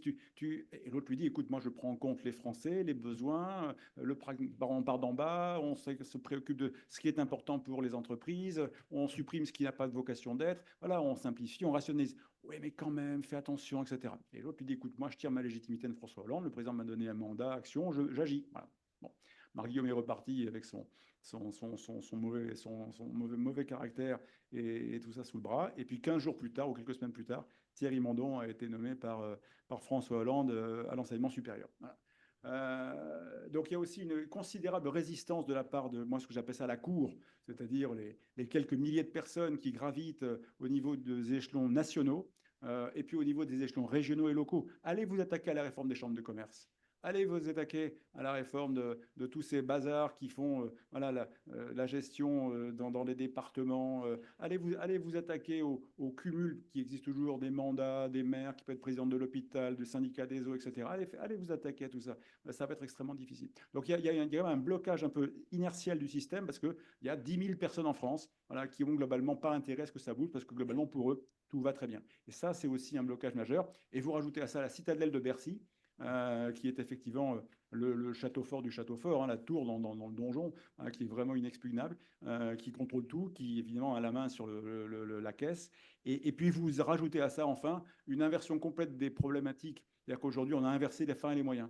C'est-à-dire qu'on n'a plus de projet de société, mais on a par contre un système qui est complètement focalisé sur la sécurité, le principe de précaution, voilà, l'absence de culture du risque. Et donc, effectivement, ben, on contrôle, on mesure. Et pour vous donner un exemple, j'avais entendu il n'y a pas très longtemps parler un conseiller d'État qui s'appelle Christophe Hoche-Duval. Je vous recommande son bouquin qui a été publié chez Plon sur le drame de la normalisation et de la complexification par la norme. Il donne un chiffre. Il dit la loi française, entre la loi et les décrets, à l'échelle de la France, sans parler même de tout ce qui est lié au texte européen ou ailleurs, c'est 46 millions de mots. 46 millions de mots. Voilà. Et pour lire ça aujourd'hui, il faut 5000 heures. C'est pour ça qu'après, il y a des ribambelles d'avocats, de juristes, etc. 5000 heures de lecture non-stop pour s'infuser les 46 millions de mots de la loi française. Et il dit, et ça ne s'arrête pas. Il dit en 2027, vous verrez, même si Emmanuel Macron a promis une simplification, même si tout le monde veut simplifier, même si Madame von der Leyen veut simplifier, il dit au rythme où ça va, en 2027, c'est-à-dire comme c'est compté, parce que c'est compté une fois par an par le secrétaire général du gouvernement, il faut une fois par an, ils font tourner la mouline pour dire il y a combien de mots dans le bazar, comme si on prend son Word et on dit il y a combien de mots dans mon texte, ils font ça une fois par an, et donc ça tombe en janvier de chaque année. Et vous verrez, je vous file Fombiré, donc juste avant la présidentielle de 2027, on sera à 50 millions. Voilà. L'inflation normative continue, parce qu'on crée des trucs. Donc avant qu'on arrive à simplifier, à transformer l'État, ce sera très long. Alors oui, c'est une question de volonté, c'est une question de formation des élus, c'est peut-être aussi à un moment donné une question de méthode. Voilà, je pense que le jour où on devra vraiment partir d'en bas, ce qu'on avait avec le Covid, hein, quand plus rien ne marchait, évidemment, c'est reparti de l'hôpital, c'est reparti des services, directement du terrain. Voilà. Ben, je pense qu'il faudra un jour peut-être changer de méthode, de dire il faut que les catégories C parlent avec les catégories B, que les catégories B parlent avec les catégories A dans la fonction publique, ce qui est très dur. Annick Girardin, qu'on avait rencontré en son temps avec feu François Dupont, l'amiral Dupont, nous avait reçus, elle nous avait expliqué, mais notre principal problème dans l'administration aujourd'hui, pour réformer l'État, c'est que les catégories ne se parlent pas entre niveaux. Il y a un tel niveau de supériorité des catégories A par rapport au B et des B par rapport au C que globalement, chacun pense qu'il est au niveau supérieur et qu'il sait tout ce qu'il faut faire. Et ce qui vient d'en bas, et les bonnes idées ne remontent pas. On fera inverser la pyramide. Ce qu'on fait dans les boîtes, ce que vous faites dans les armées. On se tient compte de ce qui se passe sur le terrain avant de commencer à faire n'importe quoi. Voilà. Alors, oui, alors, une dernière question. Hein. Je crois qu'il va être l'heure. Donc, est-ce que vous pouvez, il y a le micro est quelque part là. Voilà, est-ce que vous pouvez le passer vers la. Voilà. C'est la dernière. Merci beaucoup. Ne pensez-vous pas que les médias, d'une part, et une de leurs parties, les réseaux sociaux, jouent également un rôle néfaste dans l'accroissement du mouvement brownien? Permettez-moi de développer un tout petit peu. Avant l'apparition des réseaux sociaux, les transmissions gouvernementales, de par l'excellence de leur qualité, permettaient à l'administration, au sens très large et très noble, d'avoir de l'avance par rapport aux citoyens. Or, maintenant, à peine quelque chose est-il discuté dans une instance que les réseaux sociaux autorise en quelque sorte le simple citoyen lambda à avoir voix au chapitre alors qu'il ne doit normalement pas l'avoir. En d'autres termes, chacun se mêle de tout. Alors, ne serait-il pas pertinent, ça paraît un vœu pieux, d'une manière ou d'une autre, d'essayer de réduire ce rôle néfaste? Alors, une petite annexe qui n'a rien à voir. Traditionnellement, je crois, l'Assemblée nationale, bon, c'est la boîte des agités. Alors, est-ce que le Sénat, dont on n'a pas parlé ce soir, pourrait avoir un rôle un petit peu modérateur, qui était son rôle traditionnel dans le passé? Merci beaucoup. Pour le Sénat, je laisserai Jean-Garry répondre, et peut-être aussi pour les médias. Mais après, le problème des médias, c'est que si vous en supprimez quelques-uns ou si vous supprimez toutes ces émissions, qu'est-ce qu'on va devenir? Nicolas Richoux, il y va tout le temps. Jean Garrigue aussi, Joséphine et moi, on est tout le temps sur les plateaux. Donc, vous voulez nous mettre au chômage, quoi. Et en plus, on n'est pas payé. Donc, bon. Non, mais vous avez raison. On n'a pas pris la mesure. Alors, je ne dis pas qu'on n'y arrivera pas. On n'a pas pris la mesure d'Internet. On n'a pas pris la mesure de ce qu'avait comme conséquence ce développement invraisemblable à la fois des moyens de communication, des médias en continu. Et évidemment, c'est très dévastateur. Et alors, c'est à la fois des bonnes vertus, parce qu'on voit bien que dans un certain nombre de pays où vous avez tout d'un coup ces médias, ces leviers d'expression, ça permet de passer des messages, de faire des choses utiles justement à la liberté. Et puis dans d'autres cas, ça se retourne contre nous parce que ça devient un peu la foire d'empoigne. Et malheureusement, là aussi, je pense que les politiques s'en servent beaucoup. C'est-à-dire que on pourrait peut-être espérer demain que les prochaines générations fassent preuve davantage de modération et de responsabilité par rapport aux médias, pour ne pas en plus exploiter de façon permanente la stratégie de la petite phrase. Regardez, depuis qu'il n'est plus Premier ministre, Gabriel Attal ne cesse de chercher à exister en balançant pratiquement chaque jour une petite phrase, un petit machin, un coup sur la ligne rouge qu'il trace par rapport aux lois sociales et sociétales, une autre fois sur les questions budgétaires, etc. Ils sont tous dans cette espèce de logique d'exister en permanence, et après, les médias en continu, effectivement, se repaissent de ça, parce que ce sont des machines à fabriquer de l'audience, parce que derrière l'audience, il y a de la pub et il y a des modèles économiques. Donc, on ne sait pas trop comment appréhender ça à court terme. La seule solution, mais qu'on voit dans tous les domaines, y compris sur la lutte contre les manipulations, c'est l'éducation. C'est un combat de long terme, ce sera d'apprendre à se servir de tous ces nouveaux métiers, de tous ces nouveaux médias, pardon, de ne pas confondre l'information, la connaissance et le savoir, d'être capable d'apprendre à utiliser, d'être capable de sortir des logiques d'enfermement cognitif dans lesquelles on rentre quand on commence à utiliser effectivement des réseaux sociaux, revenir en arrière un jour du fameux scrolling, où ils sont tous en train de scroller, vous avez vu dans les métros, etc. C'est très impressionnant, revenir un peu, prendre un peu de distance. Ce sera là aussi, c'est pas un vœu pieux, mais à court terme, je ne sais pas trop comment on fait, d'autant plus que là encore, derrière tous les médias en question dont vous parlez, il y a des modèles économiques redoutables. Est-ce que Jean, sur le Sénat? Jean-Garrigue veut avoir le dernier mot? Ça sera le dernier mot. Alors, ce sera en deux parties. D'abord, sur les réseaux sociaux, il se trouve que j'ai fait partie il y a 3 ans maintenant d'une commission qui s'appelait Les Lumières à l'ère du numérique, qui était dirigée par présidée par le sociologue Gérald Bronner, et qu'à la faveur de ça, on a rendu un rapport à Emmanuel Macron à l'Élysée, qui nous a écoutés, mais à la faveur de ça, j'ai vu à quel point c'était très compliqué d'essayer de réguler cette espèce d'univers nouveau des réseaux sociaux, qui effectivement, à mon sens, fait aujourd'hui beaucoup de mal à la démocratie. Donc cette expérience-là m'a enseigné à quel point c'était compliqué, comment agir sur les distributeurs d'informations avec des actions économiques qui sont très, très importantes à mener, mais aussi avec ce travail de pédagogie dont parlait Alexandre, et qui est en train de se développer dans les écoles, dans les collèges aujourd'hui. Au niveau du collège, il y a tout un travail d'initiation, de pédagogie sur le numérique, mais enfin, c'est évidemment extrêmement compliqué. Et pour ce qui est du Sénat, effectivement, le Sénat a toujours été une chambre d'équilibre, c'est la chambre des sages, c'est aussi la chambre des territoires d'ailleurs, ce qui est justement assez corollaire très souvent. Et il ne faut pas oublier qu'aujourd'hui, par exemple, Michel Barnier peut